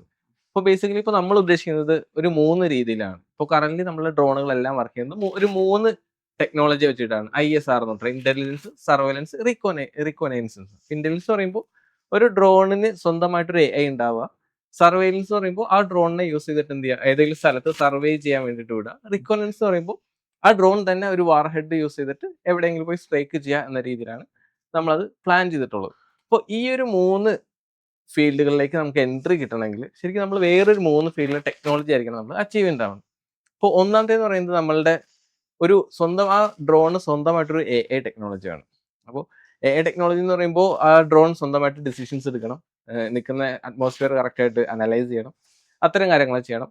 2 എന്ന് പറയുന്നത് ആ ഡ്രോൺ ഒരു സ്വാം ഡ്രോൺ, ഒരു കളക്ഷൻ ഓഫ് ഡ്രോൺ ആയിട്ടായിരിക്കണം വർക്ക് ചെയ്യുന്നത്. നമ്മൾ ഒരിക്കലും എന്തെങ്കിലും ഒരു ആക്ടിവിറ്റിക്ക് ഒരു ഡ്രോണിനെ വിടുമ്പോൾ ആ ഒരു ഡ്രോൺ ആയിട്ടായിരിക്കില്ല നമ്മൾ ഡ്രോണിനെ വിടുന്നത്. അതൊരു കളക്റ്റീവ് ഡ്രോണുകളായിട്ട് ഒരു സ്വാം ടെക്നോളജി ആയിട്ടായിരിക്കണം നമ്മൾ വിടുന്നുണ്ടാവുക. മൂന്നാമത്തേന്ന് പറയുന്നത് ഇതിന്റെ ഒരു പവർ ലിമിറ്റേഷൻ ആണ്. ഇപ്പോൾ നമ്മളുടെ യൂസ് ചെയ്യുന്ന ഡ്രോണുകളെല്ലാം ഒരു ഇലക്ട്രിക്കൽ ബാറ്ററി ബേസ് ചെയ്തിട്ടുള്ള ഡ്രോണുകളാണ്. അപ്പോൾ ഇതിനെല്ലാം ഒരു ലിമിറ്റേഷൻ ഉണ്ട്. ബാറ്ററി വർക്ക് ചെയ്യുമ്പോൾ അല്ലെങ്കിൽ പെട്ടെന്ന് തന്നെ ചാർജ് തീർന്നു പോകുന്ന രീതിയിലുള്ള ലിമിറ്റേഷൻസ് ഉണ്ട്. അപ്പോൾ ഈ 3 ടെക്നോളജികളാണ് നമ്മൾ ഇനി നമ്മളുടെ ഡ്രോണുകൾ ബെറ്റർ ആക്കാൻ വേണ്ടി നമ്മൾ നമുക്ക് ഡെവലപ്പ് ചെയ്യേണ്ടതായിട്ട് വരുന്നത്. അപ്പോൾ അതിലിപ്പോൾ നമ്മളിപ്പോൾ മെയിൻലി ഫോക്കസ് ചെയ്യുന്നത് ഈ 3 ടെക്നോളജിയിലാണ്. അതിൽ നമ്മളിപ്പോൾ ഫസ്റ്റ് എന്ന രീതിയിൽ ഒന്ന് ഡെവലപ്പ് ചെയ്യാൻ ശ്രമിക്കുന്നത് കുറച്ചും കൂടി പവർ കുറച്ചുകൂടി ഫ്ലൈറ്റ് ടൈം കുറച്ചുകൂടി കൂടുതൽ കിട്ടാവുന്ന രീതിയിലുള്ള ഡ്രോണുകൾ ഡെവലപ്പ് ചെയ്യാവുന്ന രീതിയിലാണ്. അപ്പോൾ അതിലാണിപ്പോൾ നമ്മൾ ആലോചിക്കുന്നത്. നമ്മൾ സാധാരണ രീതിയിൽ ഡ്രോണുകളെല്ലാം വർക്ക് ചെയ്യുന്നത് ബാറ്ററിയിലാണ്, പ്രൊപ്പലൈസ് യൂസ് ചെയ്തിട്ടാണ്. അപ്പോൾ എന്തുകൊണ്ട് പ്രൊപ്പലൈസിന് പകരം അവിടെ ഒരു ഫ്യൂവൽ യൂസ് ചെയ്തിട്ട് സാധാരണ മിനി ജെറ്റ് എൻജിൻസ് പോലെയുള്ള സംവിധാനത്തിൽ ട്രസ്റ്റ് ജനറേറ്റ് ചെയ്ത് എന്തുകൊണ്ട് അത്തരത്തിലുള്ള ഡ്രോണുകൾ ഡെവലപ്പ് ചെയ്തുകൂടാ എന്ന രീതിയിൽ ആലോചിക്കുന്നത്. അപ്പോൾ അത് ആലോചിക്കാനുള്ള റീസൺ എന്ന് പറയുന്നത്, നമ്മൾ ബാറ്ററിയിൽ വർക്ക് ചെയ്യുന്ന ഡ്രോണിന് 1 മിനിറ്റാണ് ഫ്ലൈറ്റ് ടൈം കിട്ടണമെങ്കിൽ ഫ്യൂവലിൽ വർക്ക് ചെയ്യുന്ന ഡ്രോണിന് 1:50 ടൈംസ് ആണ് ഫ്ലൈറ്റ് ടൈം കിട്ടുന്നത്. മറ്റേത് 1 hour ഫ്ലൈ ചെയ്യുമെങ്കിൽ ഇത് 50 hours ഫ്ലൈ ചെയ്യും.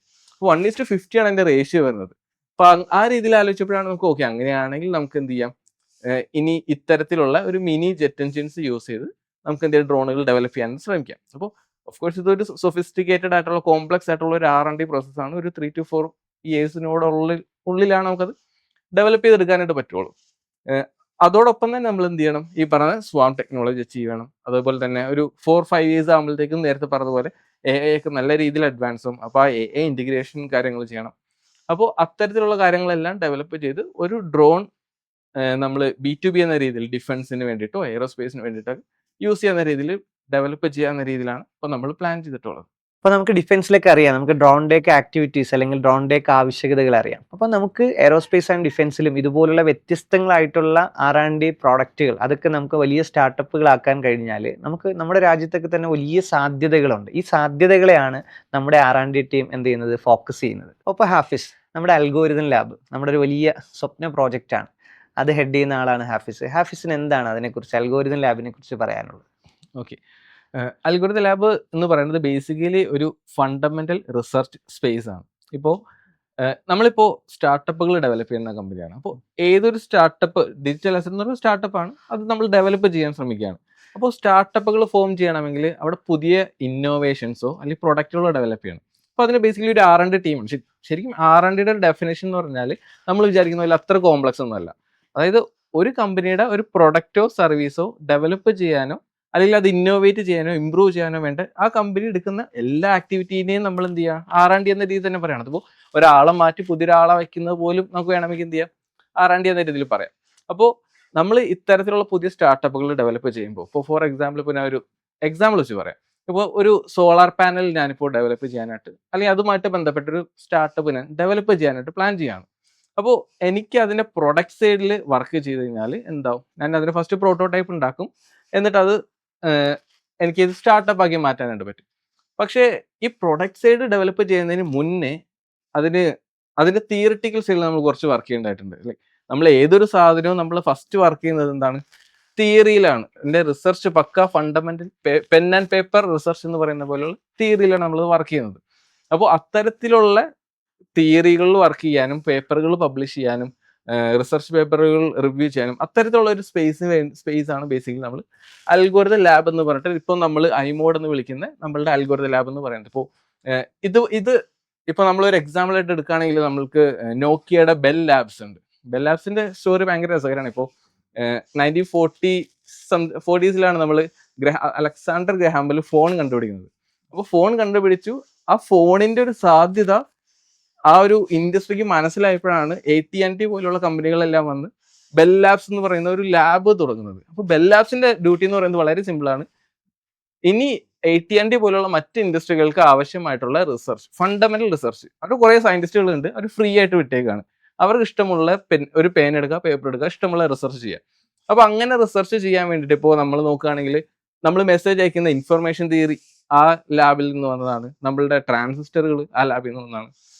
ലേസർ, അങ്ങനെയുള്ള ഒപ്റ്റിക്സ്, അങ്ങനെ കുറേ സാധനങ്ങൾ ആ ലാബുകളിൽ നിന്നാണ് വന്നത്. അപ്പോൾ ബേസിക്കലി നമ്മൾ നോക്കുമ്പോൾ ഇത് പോസിബിൾ ആണെന്ന് പറയാൻ വേണ്ടിയിട്ട് തിയറിയിൽ നമ്മൾ ആദ്യം എന്ത് ചെയ്യണം, കുറച്ച് ഫണ്ടമെന്റൽ റിസർച്ച് ചെയ്യേണ്ടതായിട്ടുണ്ട്. അപ്പോൾ അത്രയും ഫണ്ടമെന്റൽ റിസർച്ച് ചെയ്ത് ഓക്കെ ഇത് തിയറിയിൽ പോസിബിൾ ആണ്, എന്നിട്ട് നമ്മൾ എന്ത് ചെയ്യും, അത് പബ്ലിഷ് ചെയ്യും. ആ പബ്ലിഷ് ചെയ്ത പേപ്പർ പിന്നീട് വരുന്ന സ്റ്റാർട്ടപ്പുകൾക്കോ അല്ലെങ്കിൽ മറ്റ് കമ്പനികൾക്കോ വേണമെങ്കിൽ ആ പ്രൊഡക്റ്റ് അല്ലെങ്കിൽ ഇത് ഏതെങ്കിലും പ്രൊഡക്റ്റായി കൺവേർട്ട് ചെയ്യാൻ പറ്റുന്ന രീതിയിലുള്ള സാധ്യത ഉണ്ടെങ്കിൽ അവർക്ക് അത് യൂസ് ചെയ്യും. അപ്പോൾ അങ്ങനെ പെൻ ആൻഡ് പേപ്പറിൽ വർക്ക് ചെയ്യുന്ന ഒരു ഫണ്ടമെന്റൽ റിസർച്ച് സ്പേസ് ആണ് ശരിക്കും പറഞ്ഞാൽ അൽഗോരിതം ലാബ് എന്ന്.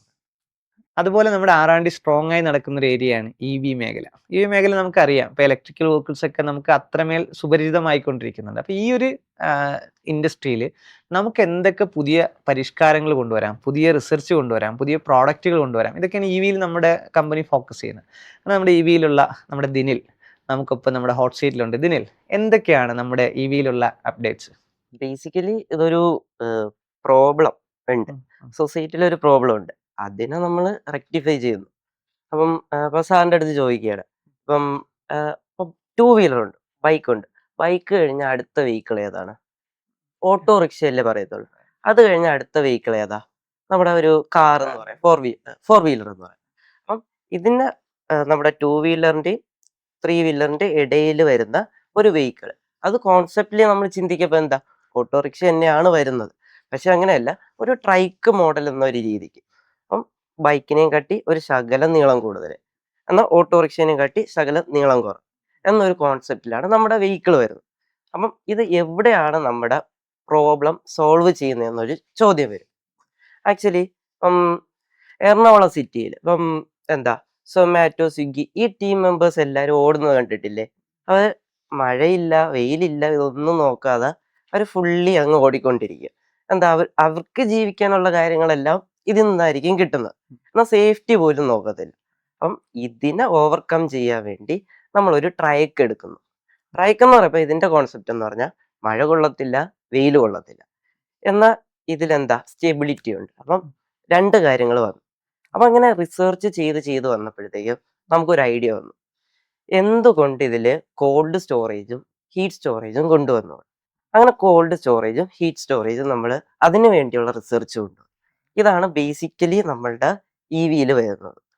ഇപ്പൊ അപ്പം ഈ ഇപ്പൊ ദിനിലിപ്പോ പറഞ്ഞ കാര്യങ്ങൾ ഇപ്പൊ EV-യിലൊക്കെ തന്നെ നമ്മൾ ഇങ്ങനെ ഒരു റിസർച്ചിലേക്ക് പോകുമ്പോൾ നമ്മളൊക്കെ ഒരുപാട് ഇപ്പൊ റോഡ് ആക്സിഡന്റ് നമ്മൾ ഒരുപാട് കാര്യങ്ങൾ കാണുന്നുണ്ട്. ബൈക്ക് എന്നൊക്കെ പറയുന്ന ഒരു സംവിധാനം ഒട്ടും സുരക്ഷിതമല്ലാത്തൊരു വാഹനമാണ്. ജസ്റ്റ് ഒന്ന് കാലം തെറ്റിപ്പോയി കഴിഞ്ഞാൽ ആക്സിഡന്റ് ആണ്, അത് മറിഞ്ഞു വീഴുന്നു, മറ്റൊരു വണ്ടി മുകളിലൂടെ കയറുന്നു. നമ്മൾ നിരന്തരം കേൾക്കുന്ന ആക്സിഡന്റ് വാർത്തകളാണ്.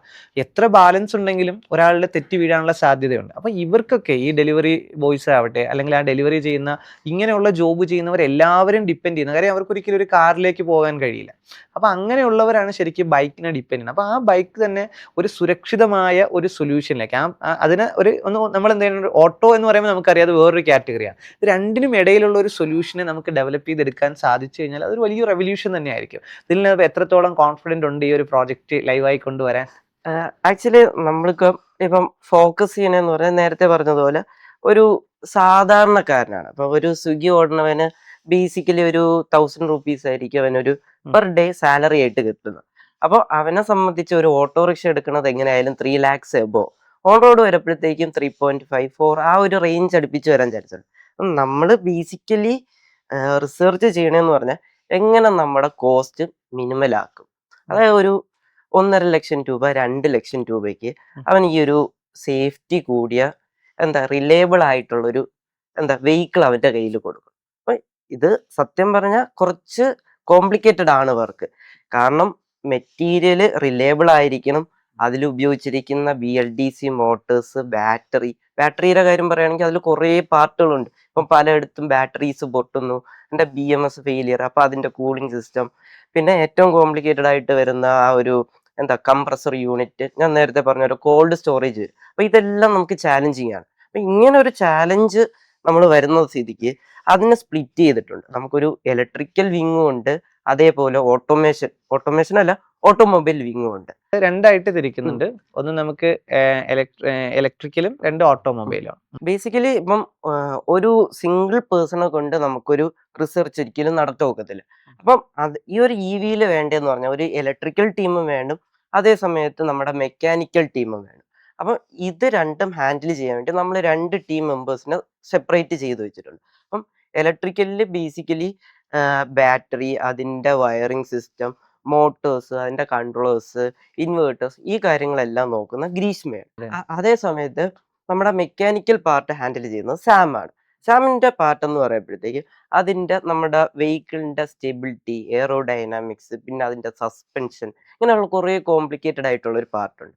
അങ്ങനെ കുറച്ച് ടീമായിട്ട് സ്പ്ലിറ്റ് ചെയ്തിട്ടുണ്ട്. പിന്നെ ജനറലായിട്ട് കുറച്ച് കാര്യങ്ങൾ എന്ന് പറയുമ്പോഴത്തേക്ക് നമ്മുടെ തിയറിറ്റിക്കൽ റിസർച്ച് വരും. ഇത് എത്ര കിലോവാട്ട് മോട്ടർ, അങ്ങനെയൊക്കെ ഉള്ളൊരു കാര്യങ്ങൾ വരും. പിന്നെ നേരത്തെ പറഞ്ഞ പോലെ ഈ കംപ്രസറൊക്കെ മെയിൻ ആയിട്ടുള്ളൊരു ഫാക്ടേഴ്സാണ്. അത് എങ്ങനെ നമുക്ക് മിനിമലായിട്ട് ഒരു 1.5 hours നമുക്ക് എങ്ങനെ ബാക്കപ്പ് കിട്ടും എന്നുള്ള രീതിക്കൊക്കെ റിസർച്ച് ചെയ്യാൻ വേണ്ടി നമ്മൾ ടീം സ്പ്ലിറ്റ് ചെയ്തിട്ടുണ്ട്. ഓക്കെ, അങ്ങനെ EV-യിലെ ഇലക്ട്രിക്കൽ ഡിപ്പാർട്ട്മെന്റ് ഹാൻഡിൽ ചെയ്യുന്ന ഗ്രീഷ്മ നമ്മുടെ ഹോട്ട് സീറ്റിലുണ്ട്. ഗ്രീഷ്മ, എന്തൊക്കെയാണ് അപ്ഡേറ്റ്സ്? നമ്മുടെ ഇലക്ട്രിക് വെഹിക്കിൾ സ്റ്റാർട്ടപ്പിന്റെ നെയിം നമ്മൾ കൊടുത്തിരിക്കുന്നത് സെൻട്രൈക്ക് എന്നാണ്. അപ്പോൾ ആ പേര് പോലെ തന്നെ സെൻ എന്ന് പറയുമ്പം കൂൾ ആൻഡ് എഫിഷ്യൻ്റ് ആയിട്ടുള്ള പവർ പ്രൊവൈഡ് ചെയ്യുന്ന ഒരു 3-wheeler സെഗ്മെന്റ് ആണ് നമ്മൾ ഉദ്ദേശിക്കുന്നത്. ഇപ്പം മുൻപേ സംസാരിച്ച ഡിനിൽ പറഞ്ഞതുപോലെ ഒരു 2-wheelerനെയും 3-wheelerനെയും തമ്മിൽ ബ്രിഡ്ജ് ചെയ്യുന്ന ഒരു വെഹിക്കിൾ ആയിട്ടാണ് നമ്മൾ ഈ സെൻട്രൈക്കിനെ ഉദ്ദേശിക്കുന്നത്. അതായത് ഒരു 2-wheelerൽ വരുന്ന സേഫ്റ്റി ഇഷ്യൂസും അതുപോലെ തന്നെ സ്റ്റെബിലിറ്റി ഇഷ്യൂസും എന്നാൽ നമുക്കൊരു 4-wheelerന് കൊടുക്കാൻ പറ്റുന്ന ഒരു കംഫർട്ടും, അതാണ് നമ്മൾ ഈ ട്രൈക്കിലൂടെ ഉദ്ദേശിക്കുന്നത്. ഇപ്പം നമുക്ക് നോക്കുകയാണെങ്കിൽ ഏകദേശം ഒരു 2030 ആവുമ്പോഴേക്കും ഒരു 80% നമ്മുടെ ഒരു 3-wheeler സെഗ്മെന്റ് തന്നെ EV ആയി മാറുമെന്നാണ് നമ്മുടെ പഠനങ്ങൾ, നീതി ആയോഗിൻ്റെയും അതുപോലെ പല റിസർച്ചും നമ്മൾ നോക്കിയപ്പോൾ നമുക്ക് മനസ്സിലാവുന്നത്. അതുപോലെ തന്നെ 2-wheeler സെഗ്മെന്റ് ആകുമ്പോഴും ഒരു 60% ഈ ഇലക്ട്രിക് വെഹിക്കിൾസ് ആയിട്ട് മാറും. അപ്പോൾ ഒരുപാട് ഗ്രോത്ത് ഉള്ള ഒരു സെഗ്മെന്റ് ആണ് ഈ ഇലക്ട്രിക് വെഹിക്കിൾ ഇൻഡസ്ട്രി എന്ന് പറയുന്നത്. നമുക്ക് അതിൽ തന്നെ എന്തെല്ലാം ഇന്നോവേറ്റീവ് ആയിട്ടുള്ള ഐഡിയാസ് നമുക്ക് കൊണ്ടുവരാനായിട്ട് കഴിയും. അതിലിപ്പം ഓരോ കാര്യങ്ങൾ മോട്ടർ എടുക്കുകയാണെങ്കിലും അല്ല അതിനകത്ത് വരുന്ന ഇൻവെർട്ടർ എന്ന് പറയുന്ന ആ ഒരു ഡിവൈസാണ് അതിനകത്ത് ആ ഒരു എഫിഷ്യൻസി എന്ന് പറയുന്ന ഒരു കാര്യം ഡിറ്റർമിൻ ചെയ്യുന്ന ഒരു പ്രധാന ഫാക്ടർ എന്ന് പറയുന്നത്. അപ്പോൾ ഞാൻ ഡീൽ ചെയ്യുന്നത് പവർ ഇലക്ട്രോണിക്സും ഇലക്ട്രിക്കൽ എന്ന് പറയുന്ന 2 ബ്രാഞ്ചസിൻ്റെയും കാര്യങ്ങളാണ്. അപ്പം ആ ഒരു പവർ ഇലക്ട്രോണിക്സ് കൊണ്ടുവന്നുകൊണ്ട് തന്നെ നമുക്ക് എങ്ങനെയൊക്കെ മോട്ടറിനെ എഫിഷ്യൻ്റ് ആയിട്ട് കൺട്രോൾ ചെയ്യാം, എത്രത്തോളം നമുക്കത് കൂളായിട്ട് നമുക്ക് ആ പവർ ട്രാൻസ്ഫർ ചെയ്യാനായിട്ട് സാധിക്കും, അതുപോലെ തന്നെ അതിൻ്റെ റീജനറേഷൻ എങ്ങനെയൊക്കെ നമുക്ക് കൈകാര്യം ചെയ്യാനായിട്ട് സാധിക്കും. പിന്നെ ഇപ്പം പറഞ്ഞ പോലെ ആ ഒരു കോൾഡ് സ്റ്റോറേജ് എന്ന് പറയുന്ന ആ ഒരു സെഗ്മെന്റ് വരുന്ന സമയത്ത് നമുക്ക് എത്ര ടെമ്പറേച്ചർ നമുക്ക്, അതായത് നമ്മുടെ മാർക്കറ്റിലെ ഏതൊക്കെ മെഡിസിൻസ് അല്ലെങ്കിൽ എന്തൊക്കെ ടൈപ്പ് ഫുഡ്സ്, ഇതെല്ലാം നമുക്ക് എത്ര ടെമ്പറേച്ചർ നമുക്ക് ആവശ്യമായിട്ട് വരുന്നുണ്ട്, ആ ടെമ്പറേച്ചർ നമുക്ക് എങ്ങനെ മെയിൻറ്റെയിൻ ചെയ്യാൻ കഴിയും. അപ്പോൾ അത് മെയിൻറ്റെയിൻ ചെയ്യണമെന്നുണ്ടെങ്കിൽ നമ്മൾ ഏതൊക്കെ ടൈപ്പ് കംപ്രസേഴ്സ് യൂസ് ചെയ്യണം. അപ്പോൾ അതിനകത്ത് നമ്മളിപ്പം പുതിയതായിട്ട് വരുന്ന BLDC കംപ്രസർ, അപ്പോൾ എന്തൊക്കെയാണ് BLDC കംപ്രസേഴ്സിൻ്റെ എഫിഷ്യൻസി, ഇങ്ങനത്തെ കാര്യങ്ങൾ. അതുപോലെ അതിലെ മെയിൻ ഒരു പാർട്ടായിട്ടുള്ള നമ്മുടെ പവർ ട്രെയിൻ പാർട്ടായിട്ടുള്ള മോട്ടർ, ബാറ്ററി, ആ ബാറ്ററിയിൽ എത്ര ഇൻഡിവിജ്വൽ സെൽസ് നമുക്ക് കൊടുക്കേണ്ടതായിട്ട് വരും. അതുപോലെ ആ സെൽസിനെ ഓരോന്നിനെയും കൈകാര്യം ചെയ്യണമെന്നുണ്ടെങ്കിൽ, അതായത് ഓരോ സെൽസിൻ്റെയും കെമിസ്ട്രി, അതുപോലെ തന്നെ അതിൻ്റെ ഓരോ ക്യാരക്ടറിസ്റ്റിക്സും ഡിഫറെൻ്റ് ആണ്. അപ്പോൾ ആ ഓരോ സെൽസിനെയും എങ്ങനെയൊക്കെ നമുക്ക് ഹാൻഡിൽ ചെയ്യാനായിട്ട് സാധിക്കും. അതിൻ്റെ ചാർജിങ് ആയാലും അത് ഓവർ ഡിസ്ചാർജും ആവരുത്, ഓവർ ചാർജും ആവരുത്. അതിൻ്റെ ടെമ്പറേച്ചർ സ്റ്റെബിലിറ്റി കാര്യങ്ങളെല്ലാം നമ്മൾ നോക്കണം. അപ്പോൾ ഇതെല്ലാം ചെയ്തുകൊണ്ട് നമുക്ക് എങ്ങനെയൊക്കെ നമുക്ക് R&D ചെയ്യാൻ പറ്റും എന്നതാണ് നമ്മൾ ഈ ഇലക്ട്രിക്കൽ ആൻഡ് ആ ഒരു പവർ ഇലക്ട്രോണിക്സ് എന്ന് പറയുന്ന ആ ഒരു ബ്രാഞ്ച് ഡീൽ ചെയ്യുന്നത്. നമ്മുടെ EV മെക്കാനിക്കൽ ഡിവിഷനെ ഹാൻഡിൽ ചെയ്യുന്ന സാമാണ് നമ്മുടെ ഹോട്ട് സീറ്റിൽ. സാം, എന്തൊക്കെയാണ്? സോ നമുക്ക് നമ്മുടെ പ്രോഡക്റ്റിൻ്റെ R&D എങ്ങനെ തുടങ്ങിയെന്ന് തൊട്ടൊരു സ്റ്റോറി ലൈൻ പോലെ പറഞ്ഞു വരാം. ഇതിൻ്റെ യൂസ് കേസ് നമ്മൾ ഇന്ത്യൻ മാർക്കറ്റിൽ നമ്മൾ കാണുന്ന ഒരു പെയിൻ പോയിന്റ് സോൾവ് ചെയ്യാൻ തന്നെയാണ് നമ്മൾ തുടങ്ങുന്നത്. 2 വീലേഴ്സ് ആണ് ഏറ്റവും മെജോറിറ്റി ആയിട്ട് വിറ്റ് പോകുന്ന വെഹിക്കിൾസ്, ആൻഡ് അവിടുത്തെ ഏറ്റവും വലിയ ഇഷ്യൂ സേഫ്റ്റി തന്നെയാണ്. നമ്മളിപ്പോൾ ഏത് ആക്സിഡൻറ്റ് സ്റ്റാറ്റിസ്റ്റിക് എടുത്ത് നോക്കിയാൽ കാണുന്നത് almost 75% of all Indian accidents are caused by 2 wheelers and most of them are deadly. ഇത് നമ്മളെപ്പോലെ ഒരു ഹൈ പോപ്പുലേഷൻ ഡെൻസിറ്റി ഉള്ള ഒരു സ്റ്റേറ്റ്, എസ്പെഷ്യലി കേരള പോലെ സ്റ്റേറ്റിൽ നമുക്കിതൊരു വലിയ പ്രശ്നം തന്നെയാണ്. എത്ര നല്ല ഇൻഫ്രാസ്ട്രക്ചർ റോഡ് വൈസ് വന്നാലും ഈ ഒരു ഫണ്ടമെൻ്റൽ പ്രോബ്ലം സോൾവ് ചെയ്യാതെ നമുക്ക് മുന്നോട്ട് പോകാൻ പറ്റത്തില്ല സേഫ്റ്റി വൈസ്. സോ നമ്മുടെ പ്രോഡക്റ്റ്, അതായത് നമ്മുടെ ജെൻട്രൈക്ക് ഇതിനെ സോൾവ് ചെയ്യാൻ നമ്മുടെ പിച്ച് ഡെക്കിൽ ഒരു വണ്ടർഫുൾ സ്റ്റേറ്റ്മെന്റ് ഉണ്ട്. What we are trying to give our customers is the safety of a 4-wheeler and the comfort of a 4-wheeler within the packages of a slightly larger 2-wheeler. ഇത്രയേ ഉള്ളൂ. നമുക്ക് ഒരു convenient ആയിട്ട് സിറ്റിക്കകത്തായാലും എവിടെയായാലും കൊണ്ട് നടക്കാൻ പറ്റുന്ന ഒരു പ്രോഡക്റ്റ്, പക്ഷേ സേഫ്റ്റിയാണ് നമ്മുടെ അറ്റ്മോസ്റ്റ് പ്രയോറിറ്റി. ഈ സേഫ്റ്റി വരുന്നത് നമുക്ക് മെയിൻലി നമ്മുടെ മെക്കാനിക്കൽ ഡിസൈൻ ഭാഗത്തു നിന്നാണ്. അപ്പോൾ നമുക്ക് ഒരു 3-wheeler ആകുമ്പോൾ നമുക്ക് എപ്പോഴും 3-wheeler ആക്സിഡൻറ്റ്സ് നമ്മൾ ടോപ്ലിംഗ് ഓവർ ആണ് മേജർലി കണ്ടുവരുന്നത്. ഓട്ടോറിക്ഷസ് ആയാലും അല്ലാത്ത പെറ്റി ഓട്ടോസ് ആയാലും അതിൻ്റെ fundamental issue higher centre of gravity ആണ്. അത് നമുക്ക് സോൾവ് ചെയ്യാൻ ഒരു EV എന്ന ആസ്പെക്റ്റിൽ നിന്ന് നോക്കുമ്പോൾ പറ്റും. Because batteries are mounted lower, അതുകൊണ്ട് ഓവറോൾ സെൻറ്റർ ഓഫ് ഗ്രാവിറ്റി നമുക്ക് താഴോട്ട് കൊണ്ടുവരാൻ പറ്റും, വിച്ച് ഇസ് വെരി ഗുഡ്. പക്ഷെ at the same time EVs are very heavy consider to ഒരു സെയിം ഔട്ട്പുട്ട് ഉള്ള ഒരു IC എഞ്ചിൻ വെഹിക്കിൾ. ഇത് രണ്ടിൻ്റെയും ഒരു നല്ല ബാലൻസിൽ നമ്മൾ എത്തണം. ബിക്കോസ് ചുമ്മാ ബാറ്ററീസ് ആഡ് ചെയ്ത് റേഞ്ച് ആഡ് ചെയ്തുകൊണ്ടിരിക്കുമ്പോൾ ഒരു പോയിന്റ് എത്തുമ്പോൾ അത് സാച്ചുറേറ്റഡ് ആവും. പിന്നെ it does not yield more result, നമുക്ക് കൂടുതൽ റേഞ്ച് കിട്ടത്തില്ല. അങ്ങനത്തെ റിസർച്ചാണ് നമ്മൾ ഒരു സൈഡിൽ കൂടെ നടക്കുന്നത്. അത് നടക്കുമ്പോൾ തന്നെ നമുക്ക് ഒരു എന്താ പറയുക, നമുക്കത് ഒരു സൈഡിൽ പാരലലി അത് നടക്കുമ്പോൾ അത് ഇൻ ദ മീൻ വൈൽ നമുക്ക് ഇപ്പുറത്ത് മെക്കാനിക്കൽ ടീമിന് ഷാസി ഡിസൈൻ തുടങ്ങാം. ഷാസി ഡിസൈൻ തുടങ്ങുന്നതിന് നമുക്ക് ആദ്യം നമ്മുടെ ഒബ്ജക്റ്റീവ്സ് ഡിഫൈൻ ചെയ്യാം. സേഫ്റ്റി, നമുക്ക് എത്ര സീറ്റ്സ് ഉണ്ട്, നമ്മുടെ ഡൈമെൻഷൻസ്, അങ്ങനെ തുടങ്ങും. അവിടുന്ന് പിന്നീട് പോകുന്നത് ഒരു വണ്ടിയുടെ ഹാർഡ് പോയിന്റ്സ് നമ്മൾ ഡിഫൈൻ ചെയ്യും. ഹാർഡ് പോയിന്റ്സ് ഒരു എക്സാമ്പിൾ പറയുന്നത് സസ്പെൻഷൻ്റെ ടോപ്പ് മൗണ്ട്സ് ആയിരിക്കും ഹാർഡ് പോയിന്റ്സ്. അത് നമുക്ക് ഒന്ന് ഫിക്സ് ചെയ്ത് കഴിഞ്ഞാൽ പിന്നെ അത് മാറ്റാൻ പാടില്ല. The whole vehicle is designed around it. അത് കഴിഞ്ഞ് നമ്മൾ പോകുന്നത് സസ്പെൻഷൻ ട്യൂണിങ് പോട്ടെ, നമുക്ക് ഗ്രോസ് വെഹിക്കിൾ മാസ് വെച്ചിട്ട് ഒരു സെൻറ്റർ ഓഫ് ഗ്രാവിറ്റി അസ്യൂം ചെയ്യുന്നു. അതിനനുസരിച്ച് ബാക്കി ബോഡി ബിൽഡ് ചെയ്ത് വരുന്നു, ബാക്കി ഷാസി ബിൽഡ് ചെയ്ത് വരുന്നു. ഷാസി തന്നെ നമുക്കിപ്പോൾ പല ടൈപ്സ് ഉണ്ട്. ഇപ്പോൾ പഴയ 4-wheel drive കാർസിന് ഉപയോഗിക്കുന്ന ലാഡർ ഫ്രെയിം ഷാസി ആവാം, ഇല്ലെങ്കിൽ കുറച്ചുകൂടെ മോഡേൺ ആയിട്ട് ട്യൂബ്ലെസ് സ്റ്റീൽ സ്പേസ് ഫ്രെയിം ആവാം. അതിനുള്ള മെറ്റീരിയൽസ് വേറെ ഉണ്ട്, പല ഓപ്ഷൻസ് നമുക്കുണ്ട്. ഇതിൻ്റെയൊക്കെ നമുക്ക് കോസ്റ്റ് ഒരു ഭയങ്കര വലിയ ഫാക്ടറാണ്. ഒരു EV എന്ന രീതിക്ക് ഏതൊരു EV എടുത്താലും ഒരു major part of the cost വരുന്നത് ബാറ്ററീസ് ആയിരിക്കും. ബാറ്ററി മോട്ടോർ, പവർ ട്രെയിൻ എന്ന് പറയുന്ന battery motor, BMS, motor controller. ഇതിൻ്റെ അപ്പുറത്തോട്ട് നമുക്ക് നമ്മുടെ പ്രോഡക്റ്റ് ഒരു 2.5 lakhs അങ്ങനെ ഇറക്കണമെങ്കിൽ നല്ല രീതിക്ക് എഞ്ചിനീയറിംഗ് വർക്ക് മെക്കാനിക്കൽ സൈഡിൽ ചെയ്യണം. And using the best balance of materials and components. ഇപ്പോൾ നമ്മൾ ഉപയോഗിക്കുന്ന ഓരോ സ്ക്രൂവും അത്ര ഇമ്പോർട്ടൻ്റ് ആണ്. ഒരു നട്ടും ബോൾട്ടും നമുക്ക് പല ഓപ്ഷൻസ് ഉണ്ടാവാം, പക്ഷേ നമുക്ക് നമ്മുടെ കോസ്റ്റിൻ്റെ അകത്ത് നിൽക്കുന്ന മാക്സിമം സേഫ്റ്റി കൊടുക്കുന്ന കമ്പോണൻസ് ചൂസ് ചെയ്യണം. അതിനനുസരിച്ച് നമ്മളുടെ ഡിസൈൻ ബിൽഡ് ചെയ്യണം. അങ്ങനെ ഒരു പ്രോസസ്സാണ് ഇപ്പോൾ R&Dയിൽ നടക്കുന്നത്. അതുപോലെ തന്നെ നമ്മുടെ R&D സെക്ടറിൽ ഏറ്റവും അധികം കാര്യമായി ഫോക്കസ് ചെയ്യപ്പെടുന്ന ഒരു മേഖലയാണ് ടോയ്സ് ഇൻഡസ്ട്രി. നമുക്കറിയാലോ, ഇന്ത്യ എന്ന് പറഞ്ഞാൽ ഒരു വലിയൊരു കൺസ്യൂമർ എക്കോണമിയാണ്. ഇപ്പോൾ ചൈനയുടെ ടോയ്സ് ആണ് നമുക്ക് നമ്മുടെ നാട്ടിലേക്ക് വരുന്നത്. എന്തുകൊണ്ട് ഈ ടോയ്സ് മാനുഫാക്ചറിങ് നമുക്ക് ഫോക്കസ് ചെയ്തുകൂടാ? ഇപ്പോൾ നമ്മുടെ ഓരോ സ്കൂളുകളെയും നമുക്ക് എന്ത് ചെയ്യാം, ടോയ്സ് മാനുഫാക്ചറിങ് ഹബ്ബുകളാക്കി മാറ്റാൻ കഴിയും. നമ്മുടെ കുട്ടികളൊക്കെ ടോയ്സ് മാനുഫാക്ചറിങ്ങിലൂടെ നന്നായിട്ട് ഏൺ ചെയ്യാൻ കഴിയുന്ന സാഹചര്യം നമുക്കുണ്ട്. വേൾഡിൽ അത്രയും വലിയൊരു ഇൻഡസ്ട്രിയാണ്. അപ്പോൾ ഈ ഒരു ഇൻഡസ്ട്രിയിലേക്ക് നമുക്ക് എങ്ങനെ ടെക്നോളജിയെ കൃത്യമായി കൊണ്ടുവന്ന് പുതിയ പ്രോഡക്റ്റുകൾ എങ്ങനെ എത്തിക്കാം, ഇതാണ് നമ്മുടെ R&D ടീം ഫോക്കസ് ചെയ്യുന്നത്. അപ്പോൾ നമ്മുടെ അനുപമ നമ്മൾക്കൊപ്പമുണ്ട്. അനുപമ, എന്തൊക്കെയാണ് ടോയ് സെക്ടറിൽ നടക്കുന്നത്? ഓക്കെ, അപ്പം ടോയ്സിന്റെ ഐഡിയ എങ്ങനെയാ വന്നതെന്ന് ഞാൻ ഫസ്റ്റ് പറയാം. ഞാനിവിടെ ജൂനിയർ അക്കാഡമിക് റിസർച്ചർ ആയിട്ടാണ് ടാൽറോപ്പിൽ ജോയിൻ ചെയ്യുന്നത്. അപ്പം ആ സമയത്ത് നമുക്ക് നമ്മുടെ എഡ്യൂക്കേഷൻ എക്കോസിസ്റ്റം ആയിട്ടുള്ള സ്റ്റേറ്റിന്റെ സ്കൂൾ സയന്റിസ്റ്റ് എന്ന് പറഞ്ഞ പ്രൊജക്റ്റ് ഉണ്ട്. അപ്പോൾ ആ പ്രൊജക്റ്റിൽ കരിക്കുലം ഡെവലപ്മെന്റ് വേണ്ടിയിട്ടാണ് എന്നെ ഇവിടെ എടുക്കുന്നത്. അപ്പോൾ ആ പ്രൊജക്റ്റിൽ തന്നെ ഞാൻ ആസ്ട്രോണമി മേജറാണ്. അപ്പോൾ ഞാനും അതുപോലെ ലക്ഷ്മി ദത്തൻ ഉണ്ടായിരുന്നു. ഞങ്ങൾ രണ്ടുപേരും ഒരുമിച്ച് അതിന്റെ കരിക്കുലം ഡെവലപ്മെന്റ് ചെയ്യുന്നത്. പിന്നെ എങ്ങനെ ഈ കുട്ടികളിൽ ഇത് എഫക്റ്റീവായിട്ട് പഠിപ്പിക്കാം എന്നുള്ള രീതിയിൽ നോക്കിയിട്ടുണ്ടായിരുന്നു. അപ്പോൾ നമുക്ക് ആ കോൺസെപ്റ്റ്സ്, അത് ഇത്രയും വാസ്റ്റ് ആയിട്ടുള്ള കാര്യമാണ്. അപ്പോൾ സ്റ്റാർസിനെയും പ്ലാന്റ്സിനെയൊക്കെ പറ്റി പഠിപ്പിക്കുന്ന സമയത്ത് അതെങ്ങനെ എഫക്റ്റീവായിട്ട് കുട്ടികളിലേക്ക് എത്തുന്നു പറഞ്ഞാൽ ഭയങ്കര ബുദ്ധിമുട്ടുള്ള കാര്യമാണ്. അപ്പോൾ എന്തെങ്കിലുമൊക്കെ അതിന്റെ ഒരു മിനിയേച്ചർ വേർഷൻസ് നമുക്ക് ഉണ്ടാക്കിയാലോ. സിമുലേഷൻസ് വേണം നമുക്ക് കാണിച്ചു കൊടുക്കാം, പക്ഷെ കുറച്ചുകൂടെ ഫിസിക്കലായിട്ട് അവർക്ക് ടച്ച് ചെയ്ത് പഠിക്കാൻ അങ്ങനെയൊക്കെ ഒരു സാധനം എന്തെങ്കിലും ചെയ്താലോ എന്നുള്ളത് ഞങ്ങൾ വെറുതെ റാൻഡം ആയിട്ട് ഡിസ്കഷൻ ചെയ്തിട്ട് ഇങ്ങനെ അങ്ങനെ വന്നപ്പോഴാണ് ഒരു എഡ്യൂക്കേഷണൽ പ്രോഡക്ട്സ് വല്ലതും അങ്ങനെ ഡെവലപ്പ് ചെയ്യാന്നുള്ള ഒരു രീതി. അത് ഞങ്ങൾ സ്കൂൾ സയൻസിന് വേണ്ടിയിട്ടെന്നുള്ള രീതിയിലാണ് സ്റ്റാർട്ട് ചെയ്തത്. പിന്നീട് ഞങ്ങൾ ഇതിനെ കുറിച്ച് കൂടുതൽ വായിക്കാൻ തുടങ്ങി, റിസർച്ച് പേപ്പേഴ്സ് വായിച്ചു. അപ്പം ടോയ്സ് ഒരു കുട്ടിയിൽ എന്തുമാത്രം ഇമ്പാക്റ്റ് ഉണ്ടാക്കുക എന്നുള്ളത് മനസ്സിലായി. ഇപ്പം നമ്മുടെയൊക്കെ ചെറിയ പ്രായത്തിൽ നമുക്കൊക്കെ ഫേവറേറ്റ് ആയിട്ടുള്ള ഒരു ടോയ്ക്ക് ഉണ്ടായിരിക്കും എപ്പോഴും. പക്ഷെ നമ്മൾ വളരും തോറും ടോയ്സ് എന്നുള്ളൊരു സാധനം കുറയും. പിന്നെ നമ്മൾ ഫുൾ എന്താ പറയാ, ചിലപ്പം കുട്ടികൾക്ക് സ്കെച്ച് ബുക്സ് ആയിരിക്കും വാങ്ങിച്ചു കൊടുക്കുന്നത്, അല്ലെങ്കിൽ എഴുതുന്നതായിരിക്കും. അങ്ങനത്തെ ഉള്ളൊരു സ്റ്റേറ്റിലേക്ക് മാറുക. ആ ഒരു ഫിസിക്കൽ പ്രോഡക്റ്റ് എന്നുള്ളത് ഭയങ്കരമായിട്ട് കുറഞ്ഞു വരാം. അപ്പൊ നമുക്ക് അങ്ങനെ ഒരു ഏജ് പ്രോഗ്രസീവ് ടോയ്സ് ഇല്ല ഇവിടെ.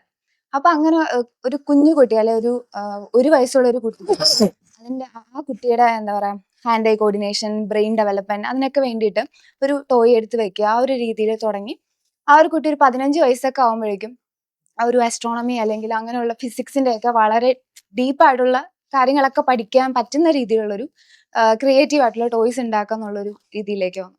അപ്പൊ അതാണ് ആ ഒരു ജേണി എന്ന് പറയുന്നത്. അപ്പോൾ ടോയ്സിൽ നമ്മൾ എന്തൊക്കെയാണ് പ്രൊഡക്റ്റുകൾ നെക്സ്റ്റ് ലൈനപ്പ് ചെയ്തിട്ടുള്ളത്? ഓക്കെ, അപ്പോൾ ഇത് ഫസ്റ്റ് സ്റ്റാർട്ട് ചെയ്തത് പറഞ്ഞല്ലോ, അസ്ട്രോണമിയിലാണ് സ്റ്റാർട്ട് ചെയ്തത്. പിന്നെ നമുക്ക് തോന്നി ലൈക്ക് അസ്ട്രോണമി മാത്രമല്ല കുട്ടികൾ പഠിക്കേണ്ടതായിട്ടുള്ള സിറ്റുവേഷൻ. അപ്പം ഞങ്ങൾ കൂടുതൽ നോക്കാൻ നേരത്ത് ഓരോ കുട്ടികൾക്കും ഡിഫറെൻ്റ് ആയിട്ടുള്ള കരിയർ പാത്ത് ആയിരിക്കും ചൂസ് ചെയ്യുന്നത്. അപ്പം അതുമായിട്ട് ബേസ് ചെയ്ത് നമുക്ക് ടോയ്സ് ഡെവലപ്പ് ചെയ്യാം എന്നുള്ളൊക്കെ ഒരു രീതിയിലേക്ക് വന്നു.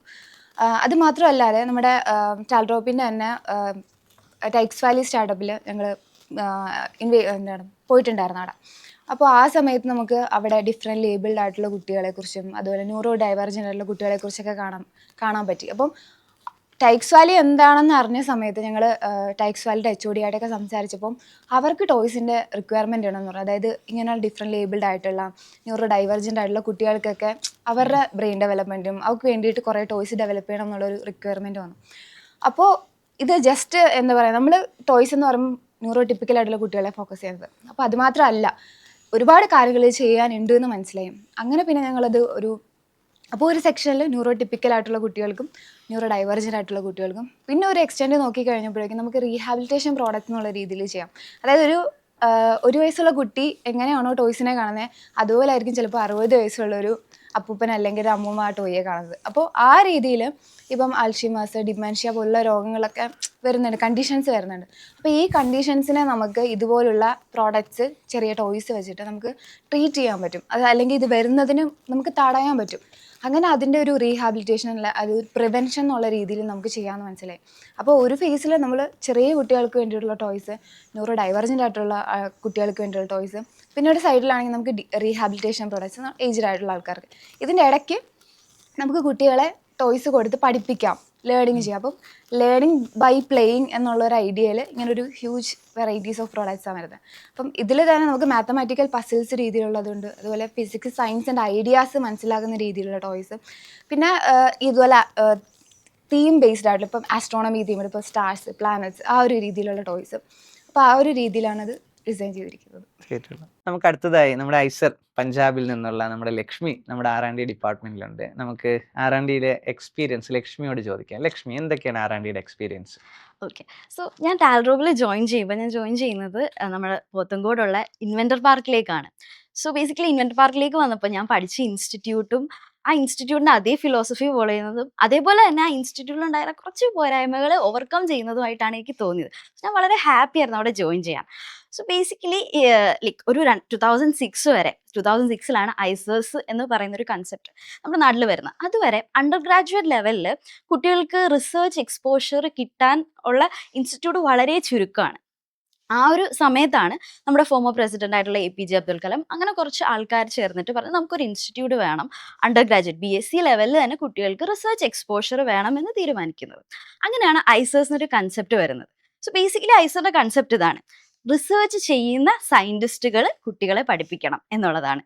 സോ ബേസിക്കലി നമ്മുടെ ഇൻവെന്റർ പാർക്കിന്റെ കൺസെപ്റ്റ് എന്താണെന്ന് ചോദിച്ചാലും റിസർച്ച് ചെയ്യുന്ന ആൾക്കാരുടെ കൂടെ കുട്ടികൾ പഠിക്കണം എന്നുള്ളതാണ്. പക്ഷെ ലൈക്ക് ഐസറിൽ കയറാൻ അതാ ടിപ്പിക്കലി ഒരു കോമ്പറ്റേറ്റീവ് എക്സാം എഴുതി ഞാൻ ഐസറിൽ കയറി. പക്ഷെ അവിടെ ചെന്നപ്പോഴാണ് I was not prepared for it. എനിക്ക് ഒരു രീതിയിലുള്ള ഒരു ഗ്രൗണ്ട് ബേസും ഇല്ല എന്നുള്ളത് മനസ്സിലായത്. അപ്പോൾ ഞാൻ ആലോചിച്ചു, ഓക്കെ നമ്മുടെ കരിക്കുലത്തിൽ എന്തൊക്കെയോ മിസ്സിംഗ് ഉണ്ട്. ഓക്കെ, ഒരു ഐസർ എന്നൊരു ഇൻസ്റ്റിറ്റ്യൂട്ട് ഉണ്ട്, പക്ഷെ നമ്മുടെ ഒരു സ്റ്റുഡൻസ് ആ ഇൻസ്റ്റിറ്റ്യൂട്ടിൽ പോയി അത് പോകാനായിട്ട് പ്രിപ്പയർഡ് അല്ല. സോ അപ്പോഴാണ് ഓക്കെ ഇൻവെന്റർ പാർക്സ് എന്നൊരു സാധനം നമ്മുടെ സ്കൂളുകളിലേക്ക് വരികയാണെങ്കിൽ കുട്ടികൾക്ക് ഒരു ഏർലി എക്സ്പോഷർ കിട്ടുകയാണ്. ഓക്കെ, ഇതൊക്കെയാണ് റിസർച്ചിൽ നടക്കുന്നത്. അങ്ങനെ ഒരു എക്സ്പോഷർ കിട്ടിയിരുന്നെങ്കിൽ എനിക്ക് ചിലപ്പോൾ ഐസറിൽ എത്തിയപ്പോൾ ഇതിൽ നല്ല രീതിയിൽ പെർഫോം ചെയ്യാനും ആ ഒരു ഓപ്പർച്യൂണിറ്റി യൂട്ടിലൈസ് ചെയ്യാനും പറ്റിയാണ്. അപ്പൊ ആ ഒരു ഒരു പ്രോബ്ലം ഇൻവെന്റർ പാർക്സ് വഴി ഓവർകം ചെയ്യുകയാണ് അവിടെ ചെയ്യുന്നത്. മാത്രമല്ല ഇപ്പോൾ ഒരു ഏർലി എക്സ്പോഷർ 1 സ്റ്റെപ്പ് അഹെഡ് ആണ് നമ്മുടെ ഇൻവെന്റർ പാർക്ക്. ബിക്കോസ് ലൈക്ക് 2006 ഐസേഴ്സ് വരുമ്പോൾ അണ്ടർ ഗ്രാജുവേറ്റ് ലെവലിൽ ആൾക്കാർക്ക് റിസർച്ച് എക്സ്പോഷർ കിട്ടുകയാണെങ്കിൽ നമ്മൾ സ്കൂളിൽ പഠിക്കുന്ന 8th സ്റ്റാൻഡേർഡ് മുതൽ അല്ലെങ്കിൽ 5th സ്റ്റാൻഡേർഡ് മുതലുള്ള കുട്ടികൾക്ക് നമ്മൾ റിസർച്ച് എക്സ്പോഷർ കൊടുത്തു തുടങ്ങുകയാണ്. മാത്രമല്ല പിന്നെ നമ്മൾ ആലോചിക്കും എന്തിനാണ് റിസർച്ച് ആൻഡ് ഡെവലപ്മെന്റിന്റെ ഒരു ആവശ്യമുള്ളത് എന്നുള്ളത്. ഇപ്പം നമ്മൾ ബ്രെയിൻ ഡ്രെയിൻ എന്നൊക്കെ പറഞ്ഞു, ഓക്കെ ഐസറിൽ IIT പഠിക്കുന്ന ആൾക്കാർ പുറത്തേക്ക് പോകുന്നു എന്ന് പറയുന്നു. എന്തുകൊണ്ടാണ് അവർ പുറത്തേക്ക് പോകുന്നത്? ഇപ്പം ഞാനൊരു 2003 പാസ് ഔട്ട് ആയി ഒരു 6 months ഞാൻ വീട്ടിലിരിക്കുകയായിരുന്നു. എനിക്ക് ഇന്ത്യയിൽ തന്നെ നിൽക്കണം, ഇന്ത്യയിൽ തന്നെ എന്തെങ്കിലും ചെയ്യണം എന്നായിരുന്നു. I was searching. എനിക്ക് എൻ്റെ എക്സ്പെർട്ടൈസും ആ ഒരു എക്സ്പീരിയൻസും യൂട്ടിലൈസ് ചെയ്യാൻ പറ്റുന്ന ഒരു മേഖല കിട്ടുന്നില്ല. ഞാൻ സെർച്ച് ചെയ്തുകൊണ്ടിരിക്കുകയാണ് എവിടെ എനിക്കത് യൂട്ടിലൈസ് ചെയ്യാൻ പറ്റും. നമ്മളിങ്ങനെ പറയും ഓക്കെ ബയോടെക്നോളജിയും DPharm ഒക്കെ പഠിച്ചാൽ പുറത്ത് നല്ല ഓപ്പർച്യൂണിറ്റീസ് കിട്ടുമെന്ന്. എന്തുകൊണ്ട് ഇന്ത്യയിൽ കിട്ടുന്നില്ല എന്ന് വെച്ചാൽ അതിനുള്ള റിസർച്ച് ഫെസിലിറ്റീസ് ഇവിടെ അവൈലബിൾ അല്ല. സോ നമ്മൾ ഈ 140 ഡീപ് ടെക് R&D സ്റ്റാർട്ടപ്സ് ഇവിടെ കൊണ്ടുവരുമെന്ന് പറയുമ്പോൾ ഇത്തരം ടാലൻസുകൾക്ക് ഒരു ഓപ്പർച്യൂണിറ്റി കിട്ടുകയാണ്. ഇത്തരം ടാലൻസുകൾക്ക് ഓക്കെ എനിക്ക് കോളേജിൽ നിന്ന് ഇറങ്ങിയാൽ ആ 140 സ്റ്റാർട്ടപ്സ് ഉണ്ട് ഇവിടെ, എനിക്ക് അവിടെ പോയി എൻ്റെ എക്സ്പെർട്ടൈസ് അവിടെ യൂട്ടിലൈസ് ചെയ്യാൻ പറ്റും. പിന്നെ ഞങ്ങൾ പണ്ട് ലൈക്ക് ഇൻവെന്റർ പാർക്കിൽ ഒരു റിസർച്ച് ആൻഡ് ഡെവലപ്മെന്റ് ഒരു ഡിസ്കഷൻ നടന്ന സമയത്ത് ഇൻവെന്റർ പാർക്കിൽ ഇപ്പോൾ സ്കൂൾ സയന്റിസ്റ്റ് അതേപോലെ കുറേ കോഴ്സസ് പഠിക്കുന്ന കുട്ടികളുണ്ട്. അപ്പോൾ ഇവർക്ക് എങ്ങനെ ഒരു റിസർച്ച് എക്സ്പോഷർ കൊടുക്കും? ജസ്റ്റ് നമ്മൾ തിയറി പഠിപ്പിച്ചാൽ പോരല്ലോ. അപ്പോഴാണ് ഓക്കെ നമുക്കൊരു റിസർച്ച് ആൻഡ് ഡെവലപ്മെന്റ് പ്രോജക്ട്സ് ഒരുപാട് വരുമ്പോൾ ഈ റിസർച്ച് ആൻഡ് ഡെവലപ്മെന്റ് പ്രോജക്ട്സിലേക്ക് ഈ കുട്ടികളെ കൊടുക്കുക. അപ്പോൾ എന്താണ് അവർക്ക് ആ ഒരു സ്കൂൾ ലെവലിൽ തന്നെ ഇതിനോടൊപ്പം റിസർച്ച് ആൻഡ് എക്സ്പോഷർ കിട്ടുകയാണ്. വിച്ച് മീൻസ് ഞാനൊരു BScക്ക് എനിക്ക് കിട്ടിയ അതേ എക്സ്പോഷർ ഇവർക്ക് സ്കൂൾ ലെവലിൽ തന്നെ കിട്ടുകയാണ്. സോ ബേസിക്കലി നമ്മുടെ ഒരു റിസർച്ച് എക്സ്പോഷർ എന്നൊരു കൺസെപ്റ്റ് ഹോൾ ഇൻവെന്റർ പാർക്കും R&Dയും രണ്ടും കൂടെ കമ്പൈൻ ചെയ്യുമ്പോൾ ഒരു ഫുൾ സർക്കിളിലേക്ക് വരികയാണ്. അങ്ങനെ നമ്മുടെ കുട്ടികൾക്കൊക്കെ ഒരു വലിയൊരു എക്സ്പീരിയൻസ് ടാൽറോപ്പിന്റെ ഈ R&D ഡിവിഷന് കൊടുക്കാൻ കഴിയും, ടാൽറോപ്പിന്റെ ഇൻവെന്റർ പാർക്കിന് കൊടുക്കാൻ കഴിയും എന്നുള്ള കാര്യത്തിൽ ലക്ഷ്മിക്ക് 100% ഉറപ്പുണ്ട്. അതെ, ഉറപ്പുണ്ട്. നമ്മുടെ കൊച്ചിൻ യൂണിവേഴ്സിറ്റിയിലെ MSc ഫിസിക്സ് കഴിഞ്ഞ ശരത്ത് ടാൽറോപ്പിൻ്റെ R&D ഡിപ്പാർട്ട്മെൻറ്റിലുണ്ട്. ശരത്തിനോട് നമ്മൾ ഓൾറെഡി നമ്മുടെ അൽഗോരിതം ലാബിനെ പറ്റി സംസാരിച്ചിരുന്നു. അൽഗോരിതം ലാബിലെ പുതിയ പ്രോജക്റ്റുകൾ അതെന്തൊക്കെയാണ് ശരത്? ഓക്കെ. അപ്പോൾ അതിന് മുന്നേ എന്താണ് അൽഗോരിതം ലാബിൽ ചെയ്യുന്നത് ഞാൻ ഒന്നുകൂടെ ഒന്ന് ബ്രീഫ് ചെയ്യാം. അതായത് അൽഗോരിതം ലാബ് ചെയ്യുന്നതെന്ന് പറഞ്ഞു കഴിഞ്ഞാൽ നമ്മൾ ഒരിക്കലും ഒരു ഇൻഡസ്ട്രി റെഡി ആയിട്ടുള്ള ഒരു പ്രൊഡക്റ്റ് അല്ല ലോഞ്ച് ചെയ്യുക. ഇപ്പോൾ ഈ ഒരു പ്രൊഡക്റ്റ് ലോഞ്ച് ചെയ്യണമെങ്കിൽ ഇപ്പോൾ നമ്മളൊരു ഉദാഹരണം എടുക്കുകയാണെന്നുണ്ടെങ്കിൽ നമ്മളെല്ലാവരും യൂസ് ചെയ്യുന്നതാണ് ChatGPT. പക്ഷേ ഈ ChatGPT എന്ന് പറയുന്നതിൻ്റെ ഈ GPT, അതായത് ജനറേറ്റീവ് പ്രീട്രെയിൻഡ് ട്രാൻസ്ഫോമർ എന്ന് പറയുന്ന ഈ സാധനം ആദ്യമായിട്ടൊരു പ്രൊഡക്റ്റ് ആയിട്ടല്ല വന്നത്, മറിച്ച് അതൊരു പേപ്പർ ആയിട്ടാണ് വന്നത്. അതായത് റിസർച്ച് പേപ്പർ ആയിട്ടാണ് ഇത് ആളുകളിലേക്ക് എത്തിയത്. അപ്പോൾ നമ്മുടെ ഈ അൽഗോരിതം ലാബും ചെയ്യുന്നത് എന്താണെന്ന് പറഞ്ഞു കഴിഞ്ഞാൽ നമ്മളൊരു പ്രൊഡക്റ്റ് ഇറക്കുന്നതിന് പകരം നമ്മൾ അതിൻ്റെ പിന്നിൽ നടത്തുന്ന ഫണ്ടമെൻ്റൽ ആയിട്ടുള്ള റിസർച്ചുകൾ നടത്തി ആ റിസർച്ചുകൾ എന്ത് ചെയ്യും, നമ്മൾ പബ്ലിഷ് ചെയ്യും. അതാണ് നമ്മൾ ജനറലി ചെയ്യുക. നിലവിൽ അൽഗോരിതം ലാബ് ഫോക്കസ് ചെയ്യുന്ന എവിടെയാണെന്ന് ചോദിച്ചു കഴിഞ്ഞാൽ 3 മേഖലകളിലാണ് മെയിനായിട്ട് ഫോക്കസ് ചെയ്യുന്നത്. ഒന്ന്, ഈ ആർട്ടിഫിഷ്യൽ ഇൻ്റലിജൻസ് നമ്മൾ ന്യൂറോളജി വിഭാഗത്തിൽ നമ്മൾ അപ്ലൈ ചെയ്യുന്നുണ്ട്. അതായത് ടാൽറോപ്പിൻ്റെ എക്കോസിസ്റ്റത്തിൻ്റെ കീഴിൽ വരുന്ന ഒരു സ്റ്റാർട്ടപ്പായ ടൈക്സ് വാലിയോ ആയിട്ട് കൊളാബറേറ്റ് ചെയ്തിട്ടാണ് ഈ വർക്ക് ചെയ്യുന്നത്. അപ്പോൾ എന്താ ചെയ്യുന്നതെന്ന് ചോദിച്ചു കഴിഞ്ഞാൽ നമ്മൾ കുട്ടികളിലെ ADHD, ഓട്ടിസം അങ്ങനത്തെ കാര്യങ്ങളൊക്കെ ഉണ്ട്. അപ്പോൾ ഇത് നമ്മൾ സാധാരണ ചെയ്യുന്നത് ഒരു ന്യൂറോളജിസ്റ്റോ അല്ലെ അങ്ങനത്തെ ഒരു ഡോക്ടറോ ആയിരിക്കും ഇത് എന്ത് ചെയ്യുക, ഡയഗ്നോസ് ചെയ്യുക. അപ്പോൾ നമ്മൾ എന്ത് ചെയ്യുന്നത് വെച്ച് കഴിഞ്ഞാൽ നമ്മളൊരു AI-നെ ട്രെയിൻ ചെയ്യിക്കുന്നു. എന്നിട്ട് ആ AI എന്ത് ചെയ്യുന്നു, ഈ ഓട്ടിസ്റ്റിക് ആയിട്ടുള്ള കുട്ടികളുടെ ഇത് അല്ലെ ADHD ഉണ്ട് ഇല്ല എന്നുള്ള കാര്യങ്ങൾ ഏർലി സ്റ്റേജിൽ, അതായത് ഇപ്പോൾ ഒരു നോർമലി ഒരു ഡോക്ടർ പ്രെഡിക്റ്റ് ചെയ്യുന്നതിന് മുന്നേ തന്നെ പ്രെഡിക്റ്റ് ചെയ്യാൻ പറ്റുന്ന ഒരു മോഡൽ ഉണ്ടാക്കുന്നു. പക്ഷേ ഈ മോഡൽ വെറുതെ നമുക്ക് ഉണ്ടാക്കാൻ പറ്റില്ല. നിലവിൽ ഓൾറെഡി അങ്ങനത്തെ കുറേ മോഡലുകൾ അവൈലബിൾ ആണ്. അപ്പം എന്തുകൊണ്ട് നമ്മൾ അങ്ങനെ ഒരു കാര്യത്തിലേക്ക് കടക്കണം എന്ന് ചോദിച്ചാൽ ഓൾറെഡി കുറേ മോഡലുകളുണ്ട്. പിന്നെ എന്തിനാ നമ്മൾ കടക്കണം എന്ന് ചോദിച്ചു കഴിഞ്ഞാൽ പല മോഡലുകൾക്ക് സ്പീഡിന് വ്യത്യാസം ഉണ്ടാവും. ചില മോഡലുകൾ പെട്ടെന്ന് ഫാസ്റ്റ് ആയിട്ട് വർക്ക് ചെയ്യുന്ന മോഡൽ ഉണ്ടാവും. കമ്പ്യൂട്ടേഷനിൽ എഫിഷ്യൻ്റ് ആവണം നിർബന്ധമില്ല. ചിലപ്പം ആക്യുറസിക്ക് പ്രശ്നം ഉണ്ടാവും. അങ്ങനത്തെ കുറേ പ്രശ്നങ്ങൾ വരും. അപ്പം നമ്മൾ എന്താ ചെയ്യുന്നതെന്ന് വെച്ച് കഴിഞ്ഞാൽ നമ്മൾ ഇതുവരെ ആരും യൂസ് ചെയ്യാത്ത ഒരു ആർക്കിടെക്ചർ, അങ്ങനത്തെ ഒരു ആർക്കിടെക്ചർ നമ്മൾ യൂസ് ചെയ്യും. അല്ലെങ്കിൽ നമ്മൾ എന്ത് ചെയ്യും, നമ്മൾ പുതിയതായിട്ട് അതിന് വേണ്ടിയിട്ട് ഒരു ആർക്കിടെക്ചർ നമ്മൾ ഡെവലപ്പ് ചെയ്യും. അപ്പോൾ ഇത്തരം കാര്യങ്ങൾ എന്നിട്ട് നമ്മൾ എന്ത് ചെയ്യും, അതിന് നോവൽറ്റി ഉണ്ടെങ്കിൽ അല്ലെങ്കിൽ അങ്ങനത്തെ കാര്യങ്ങൾ ഉണ്ടെങ്കിൽ നമ്മൾ എന്ത് ചെയ്യും, നമ്മളത് പബ്ലിഷ് ചെയ്യും. ഇതാണ് നമ്മൾ നിലവിൽ ചെയ്യുന്നത്. പിന്നെ ചെയ്യുന്ന വേറൊരു വർക്ക് എന്ന് പറഞ്ഞു കഴിഞ്ഞാൽ ഇതുപോലെ തന്നെ ടാൽറോപ്പിൻ്റെ എക്കോസിസ്റ്റത്തിൻ്റെ കീഴിലുള്ള സ്പിൻവിക്ക് എന്ന് പറഞ്ഞൊരു സ്റ്റാർട്ടപ്പ്, അതായത് സ്പോർട്സ് ഫീൽഡിൽ ഫോക്കസ് ചെയ്യുന്ന ഒരു സ്റ്റാർട്ടപ്പ്. അപ്പം ആ സ്റ്റാർട്ടപ്പിന് വേണ്ടിയിട്ട് ഒരു മോഡലാണ് നമ്മളിപ്പോൾ ഡെവലപ്പ് ചെയ്യുന്നത്. എന്താണ് ചെയ്യുന്നതെന്ന് ചോദിച്ചു കഴിഞ്ഞാൽ അവരിപ്പോൾ ഉദ്ദേശിക്കുന്നത് അവർക്ക് ക്രിക്കറ്റ് ട്രെയിനിങ്ങിന് വേണ്ടിയിട്ട്, അതായത് കോച്ചസിന് ഈ കുട്ടികളെ ട്രെയിൻ ചെയ്യിപ്പിക്കാൻ വേണ്ടിയിട്ട് ഒരു ആപ്പ് വേണം. അപ്പോൾ ആപ്പ് എന്താ ചെയ്യുന്നതെന്ന് വെച്ച് കഴിഞ്ഞാൽ നമ്മളൊരു വീഡിയോ ഷൂട്ട് ചെയ്തു.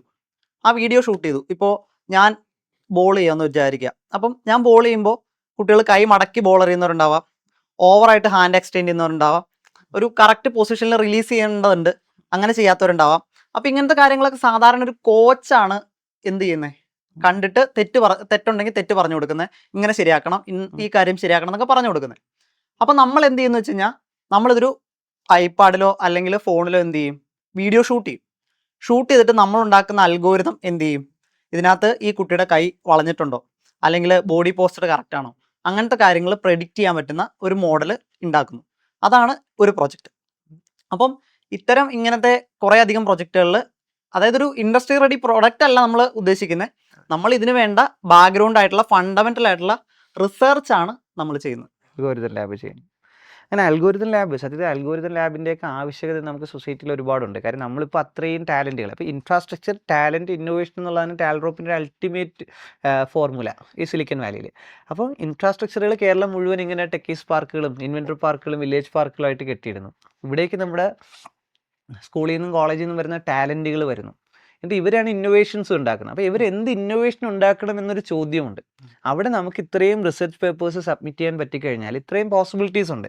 കാര്യം അവർക്ക് ആ റിസർച്ചിലേക്ക് ഫോക്കസ് ചെയ്യേണ്ട, അവിടെ ഒരു ടീം വളരെ ഡീപ്പ് ലെവലിൽ റിസർച്ച് ചെയ്ത് ഫൈനലാക്കി ഓക്കെ ഇതാണ് കേട്ടോ ഇത് ഉണ്ട് എന്ന് പറഞ്ഞു കഴിഞ്ഞാൽ ഇനി അവർക്ക് അതിൻ്റെ ഒരു പ്രൊഡക്ഷൻ ലെവലിലേക്ക്, അതിൻ്റെ ഒരു ആപ്ലിക്കേഷൻ ലെവലിലേക്ക് എന്ത് ചെയ്യാൻ പറ്റും, ഇവർക്ക് പോകാൻ പറ്റും. അപ്പം ഒരു അൽഗോരിതം ലാബ് കേരളത്തിൻ്റെ ഭയങ്കര ഒരു ആവശ്യകതയാണ്. അപ്പം നമ്മുടെ R&D കമ്പനി ഏറ്റവും അധികം ഫോക്കസ് ചെയ്യപ്പെടുന്ന മേഖലയും എന്ത് തന്നെയാണ്, ഈ ഒരു അൽഗോരിതം ലാബ് തന്നെയാണ്.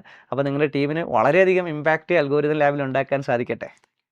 നമ്മുടെ ഹോട്ട് സീറ്റിൽ നമ്മുടെ തൃശ്ശൂരുകാരി ഗൗരി ഉണ്ട്. ഗൗരി, എന്തൊക്കെയാണ് നമ്മുടെ ഒരു R&Dയുടെ ഒരു മൊത്തത്തിലുള്ള ഒരു ഫീൽ എന്താണ്, എക്സ്പീരിയൻസ് എന്താണ്? ഇപ്പോൾ ഇതുവരെ ഇവർ പറഞ്ഞത് എല്ലാവരും നമ്മൾ കേട്ടപ്പോൾ നമുക്ക് ഫീൽ ചെയ്തെന്ന് വെച്ച് കഴിഞ്ഞാൽ നമ്മുടെ റിസർച്ചുകളും അതിന് കറസ്പോണ്ടിങ് ആയിട്ടുള്ള ഡെവലപ്മെന്റുകളും നടക്കുന്നതും ഭയങ്കര വേഴ്സറ്റൈൽ ആയിട്ടുള്ള ഫീൽഡുകളിലാണ്.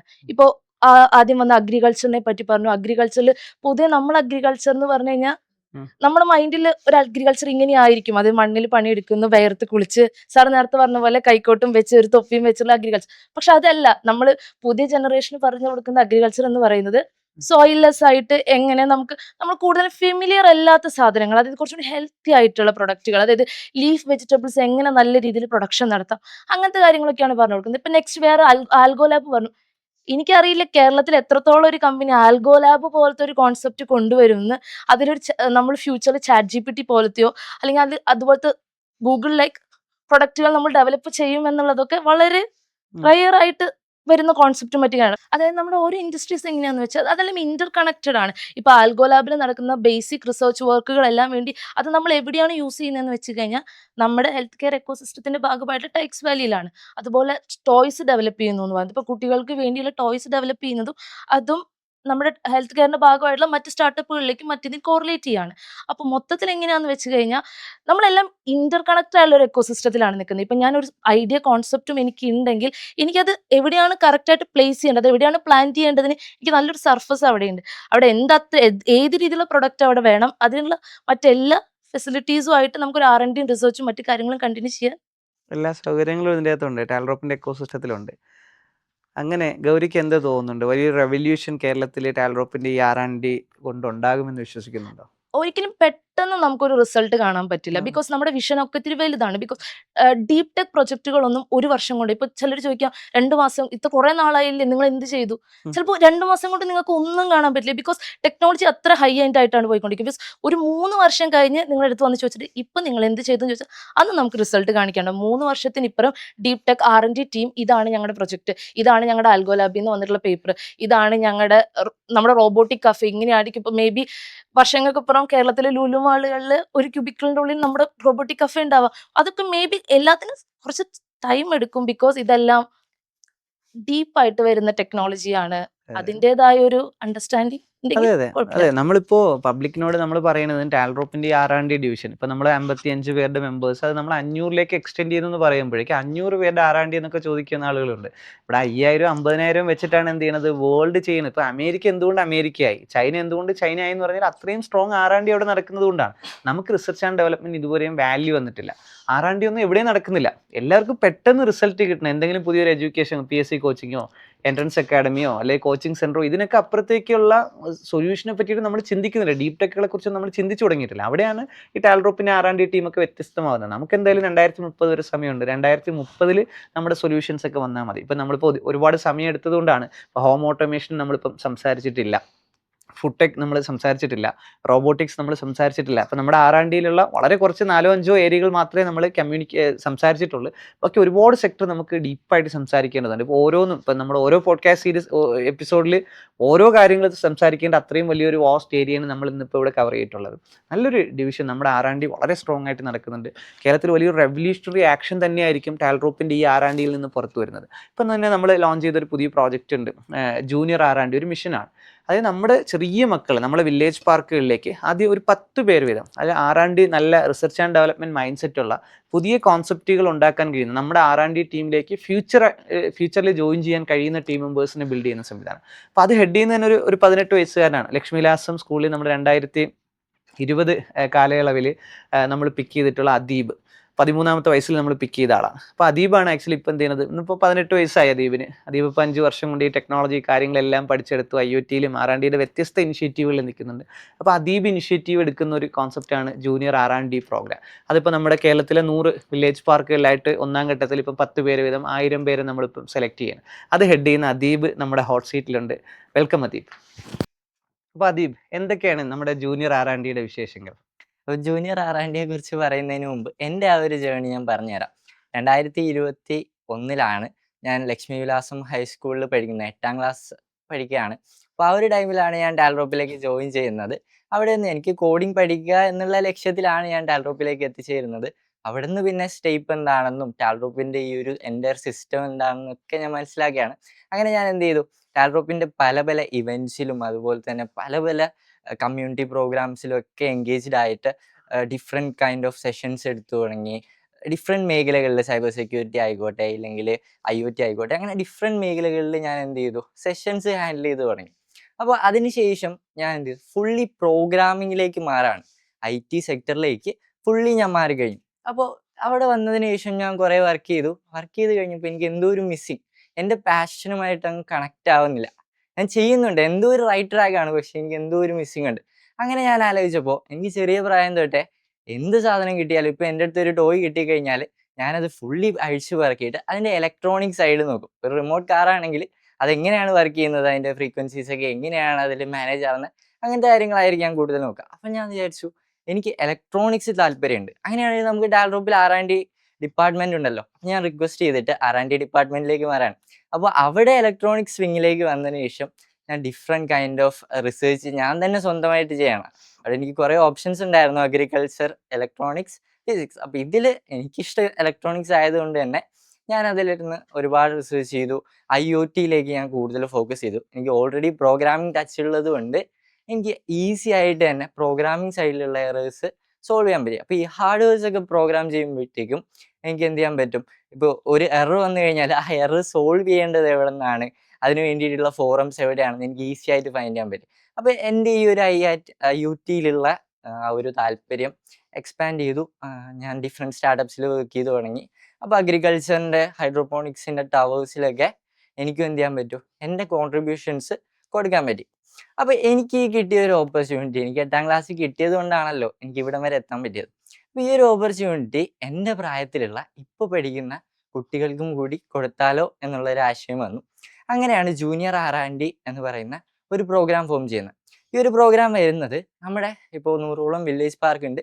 അപ്പോൾ ഈ ഓരോ വില്ലേജ് പാർക്കിലും 10 പേരടങ്ങുന്ന കുട്ടികളുടെ ഒരു ടീം, അതായത് 5ാം ക്ലാസ് മുതൽ 12ാം ക്ലാസ് വരെ ഇത്രയും ഈ ഒരു ഏജ് കാറ്റഗറിയിൽ വരുന്ന കുട്ടികളെ എടുത്തതിന് ശേഷം ഇവർ ഡിഫറെൻറ്റ് സയൻസിൽ തന്നെ ഡിഫറെൻറ്റ് ബ്രാഞ്ചസിൽ ഇൻട്രസ്റ്റഡ് ആയിട്ടുള്ളവരാണ്. നമ്മുടെ R&D വർക്ക് ചെയ്യുന്ന പോലെ തന്നെ ഫിസിക്സ് ഉണ്ടാവും, കെമിസ്ട്രി ഉണ്ടാവും, മാത്സിൽ എക്സ്പെർട്ടൈസ് ആയിട്ടുള്ളവരുണ്ടാവും, ഓട്ടോമൊബൈൽസ് കാർസിനോട് ക്രേസ് ഉള്ളവരുണ്ടാവും, അല്ലെങ്കിൽ ഇലക്ട്രോണിക്സ്. അപ്പോൾ ഇത്രയും ഫീൽഡ്സ് ഒക്കെ ചേർന്ന് വരുന്ന ഒരു 10 പേരടങ്ങുന്ന ടീമാണ്. ഇവരെ കൊണ്ട് ചെയ്യിപ്പിക്കുന്ന ഫസ്റ്റ് ഇവരെ 1 മന്ത് നമ്മൾ എന്ത് ചെയ്യും, ട്രെയിൻ ചെയ്യും. ഇവരൊന്ന് ബ്രെയിൻ സ്ട്രോം ചെയ്ത് ഇവരൊന്ന് സെറ്റ് ആവാൻ വേണ്ടിയിട്ട് അവരിപ്പോൾ ബേസിക് ആയിട്ടുള്ള കാര്യങ്ങൾ, നമ്മളൊരു പാത്രത്തിൽ വെള്ളം എടുക്കുകയാണ്, വെള്ളം എടുത്തതിന് ശേഷം ഒരു മെഴുകുതിരി കത്തിച്ച് വെച്ച് ഒരു ഗ്ലാസ് അടച്ച് വെച്ച് കഴിഞ്ഞാൽ മെഴുകുതിരി അണഞ്ഞു പോകും. അപ്പോൾ അത് എന്തുകൊണ്ടാണ്, അതിൻ്റെ ഉള്ളിൽ ഓക്സിജൻ്റെ കാണില്ല. അപ്പോൾ അതിൻ്റെ ബാക്കിലുള്ള സയൻസ് ഒക്കെ അവരെന്ത് ചെയ്യും, പഠിക്കുകയാണ്. അതിപ്പോൾ പഠിക്കുന്നത് ആരാ, 5ാം ക്ലാസ് മുതൽ 12ാം ക്ലാസ് വരെ, 12 ഈ ഒരു 5ാം ക്ലാസ് ആ ഒരു ഏജിൽ തന്നെ നമുക്ക് എന്ത് ചെയ്യാൻ പറ്റും, സയൻസ് എക്സ്പെരിമെന്റ്സ് ക്യാപ്ചർ ചെയ്യാൻ പറ്റും. അപ്പോൾ അതാണ് ഈ ഒരു R&D കൊണ്ട് ഉദ്ദേശിക്കുന്നത് ജൂനിയർ. ഓക്കെ, നമ്മളത് ഏകദേശം ഒരു 100ലധികം വർക്ക്ഷോപ്സുകളാണ് കുട്ടികൾക്ക് വേണ്ടി കൊടുക്കുന്ന വ്യത്യസ്ത എക്സ്പെരിമെന്റ്സ്. ഇപ്പോൾ ഒരു ബ്ലൂടൂത്ത് ഹെഡ്സെറ്റ് അവരെങ്ങനെ ഉണ്ടാക്കാം, അപ്പോൾ അവർ സ്വന്തമായിട്ട് അത് സീറോയിൽ നിന്നൊരു ബ്ലൂടൂത്ത് ഹെഡ്സെറ്റ് ഉണ്ടാക്കിയാണ്. അങ്ങനെ വലിയ സ്വപ്നത്തോടു കൂടി ഉണ്ടാക്കപ്പെട്ട ഒരു കമ്പനിയാണ് ടാൽറോപ്പിൻ്റെ R&D company, W Hub Ventures private limited. കേരളത്തിലെ ഏറ്റവും വലിയ HNIs എന്ന് പറയുമ്പോൾ ഒരു 5 കോടി ഫണ്ട് ചെയ്യുന്ന 100 പേർ 500 കോടി ക്യാപിറ്റലിലാണ് ടാൽറോപ്പിൻ്റെ R&D കമ്പനി രൂപപ്പെടുന്നത്. അപ്പോൾ ടാൽറോപ്പ് 500 കോടിയിൽ 100 കോടി രൂപ നമ്മുടെ ഇൻഡസ്ട്രി ഓൺ ക്യാമ്പസ് പ്രൊജക്റ്റിനായിട്ടാണ് മാറ്റി വെച്ചേക്കുന്നത്. അപ്പം 20 ക്യാമ്പസുകളിൽ 5 കോടി രൂപ വീതം ടാൽറോപ്പ് ഇൻവെസ്റ്റ് ചെയ്യുന്നുണ്ട്. 2026 നമ്മൾ 1 കോടി ഇൻവെസ്റ്റ് ചെയ്യുന്നുണ്ട്, 2027 നമ്മൾ 2 കോടി ഇൻവെസ്റ്റ് ചെയ്യുന്നുണ്ട്, 2028 നമ്മൾ 2 കോടി ഇൻവെസ്റ്റ് ചെയ്യുന്നുണ്ട്. അങ്ങനെ 3 വർഷങ്ങളായിട്ട്, നെക്സ്റ്റ് 3 അക്കാഡമിക് ഇയറിലായിട്ട് നമ്മൾ ഈ പറയുന്ന ഒരു പാർലമെന്ററിയിൽ നിന്ന് ഒരു ക്യാമ്പസിനെ നമ്മൾ സെലക്ട് ചെയ്യുന്നത്. അപ്പോൾ 20 ക്യാമ്പസുകളിലായിട്ട് നമ്മൾ 5 കോടി വീതം 100 കോടി രൂപയുടെ ഇൻവെസ്റ്റ്മെന്റ്സ് ചെയ്യുന്നുണ്ട്. അതോടൊപ്പം നമ്മുടെ ടാലൻറ്റുകൾക്ക് വേണ്ടി സ്കൂൾസിൽ നിന്നും കോളേജസിൽ നിന്നും റിസർച്ച് സ്കോളേഴ്സായിട്ടും റിസർച്ചിൽ ഫോക്കസ് ചെയ്യുന്ന ആളുകളും പല രാജ്യങ്ങളിൽ നിന്നുള്ള പല സ്റ്റേറ്റുകളിൽ നിന്നുള്ള ടാലൻറ്റുകൾക്കായി നമ്മളൊരു 100 CR ഇൻവെസ്റ്റ് ചെയ്യുന്നുണ്ട്. അതോടൊപ്പം നമ്മളൊരു 100 കോടി രൂപ മെറ്റീരിയൽ പർച്ചേസ്, നമുക്ക് ഒരുപാട് ഇപ്പോൾ R&D ചെയ്യണമെങ്കിൽ ഒരുപാട് ഡിവൈസസ് നമുക്കിപ്പോൾ ഇനിഷ്യലി പർച്ചേസ് ചെയ്യാനുണ്ട്. നമ്മുടെ കുട്ടികൾക്ക് വേണ്ടിയിട്ട്, സ്കൂളിലെ കുട്ടികൾക്ക് വേണ്ടിയും കോളേജിലെ സ്റ്റുഡൻസിന് വേണ്ടിയിട്ടൊക്കെ നമുക്ക് പർച്ചേസ് ചെയ്യേണ്ട ഒരു 100 CR ബഡ്ജറ്റ് നമ്മൾ ഇട്ടിട്ടുണ്ട്. 200 കോടി രൂപ ഒരു ഓപ്പറേഷണൽ ക്യാപിറ്റൽ വിട്ടിട്ടാണ് ടാൽറോപ്പ് 500 കോടിയുടെ R&D ഫണ്ട് രൂപീകരിച്ചിട്ടുള്ളത്. അപ്പോൾ 2030 നമുക്ക് 140 ഡീപ് ടെക് സ്റ്റാർട്ടപ്പുകൾ കേരളത്തിൽ നിന്ന് ഉണ്ടായി വരും. നമ്മൾ 28ഓളം ഇൻഡസ്ട്രികളിലായിട്ട്. അപ്പോൾ ഈ ഡീപ് ടെക് സ്റ്റാർട്ടപ്പുകൾ ഉണ്ടായി വരുമ്പോൾ അതിൽ നമ്മൾ ഏറ്റവും മിനിമം ഒരു 28 സ്റ്റാർട്ടപ്പ്, ഒരു ഇൻഡസ്ട്രിയിൽ നിന്ന് 1 എന്നുള്ളൊരു കണക്കിൽ നമുക്കത് ബ്രേക്ക് ഈവൺ ആക്കാൻ കഴിയണം. അതൊരു ഗ്ലോബൽ ലെവലിലേക്ക് നമുക്ക് എത്തിക്കാൻ കഴിയണം. ഏറ്റവും മിനിമം ടാൽറോപ്പ് പറയുമ്പോൾ എന്താണ്, ഒരു 1000 CR വാല്യൂവേഷനിലേക്ക് അത് എത്തണം. വേഴ്സ്റ്റ് വാല്യൂവേഷൻ, നമ്മളിപ്പോൾ ഒരു 1 ലക്ഷം കോടി വാല്യൂവേഷൻ എന്ന് പറയുമ്പോൾ അതിൻ്റെ 1% നമുക്ക് എന്ത് ചെയ്യാൻ കഴിയണം, എത്തിക്കാൻ കഴിയണം. അത് എത്തിച്ചു കഴിഞ്ഞാൽ നമുക്ക് അടുത്ത 10,000 കോടിയിലേക്കും അടുത്ത 1 ലക്ഷം കോടിയിലേക്കും നമുക്ക് ടാർഗറ്റ് ചെയ്യാൻ കഴിയും. അപ്പോൾ നമ്മുടെ ഒരു ഡീപ് ടെക് സ്റ്റാർട്ടപ്പ് ഇവിടെ ബ്രേക്ക് ഈവൺ ആയിക്കഴിഞ്ഞാൽ കേരളത്തിൽ അതിൻ്റെ റിസർച്ച് ആൻഡ് ഡെവലപ്മെൻറ്റ് കംപ്ലീറ്റ് ചെയ്ത് അതിൻ്റെ ഒരു പ്രൊഡക്റ്റ് ആയിക്കഴിഞ്ഞാൽ അത് ഇന്ത്യയിലേക്ക് മുഴുവൻ പോകണം, വേൾഡ് 193 രാജ്യങ്ങളിലേക്ക് പോകണം. അങ്ങനെയുള്ള സൊല്യൂഷൻസ് ഡെവലപ്പ് ചെയ്യപ്പെടുന്ന ഒരു സ്ഥലമായിട്ട് നമ്മുടെ കേരളം എന്ത് ചെയ്യണം, മാറി വരണം.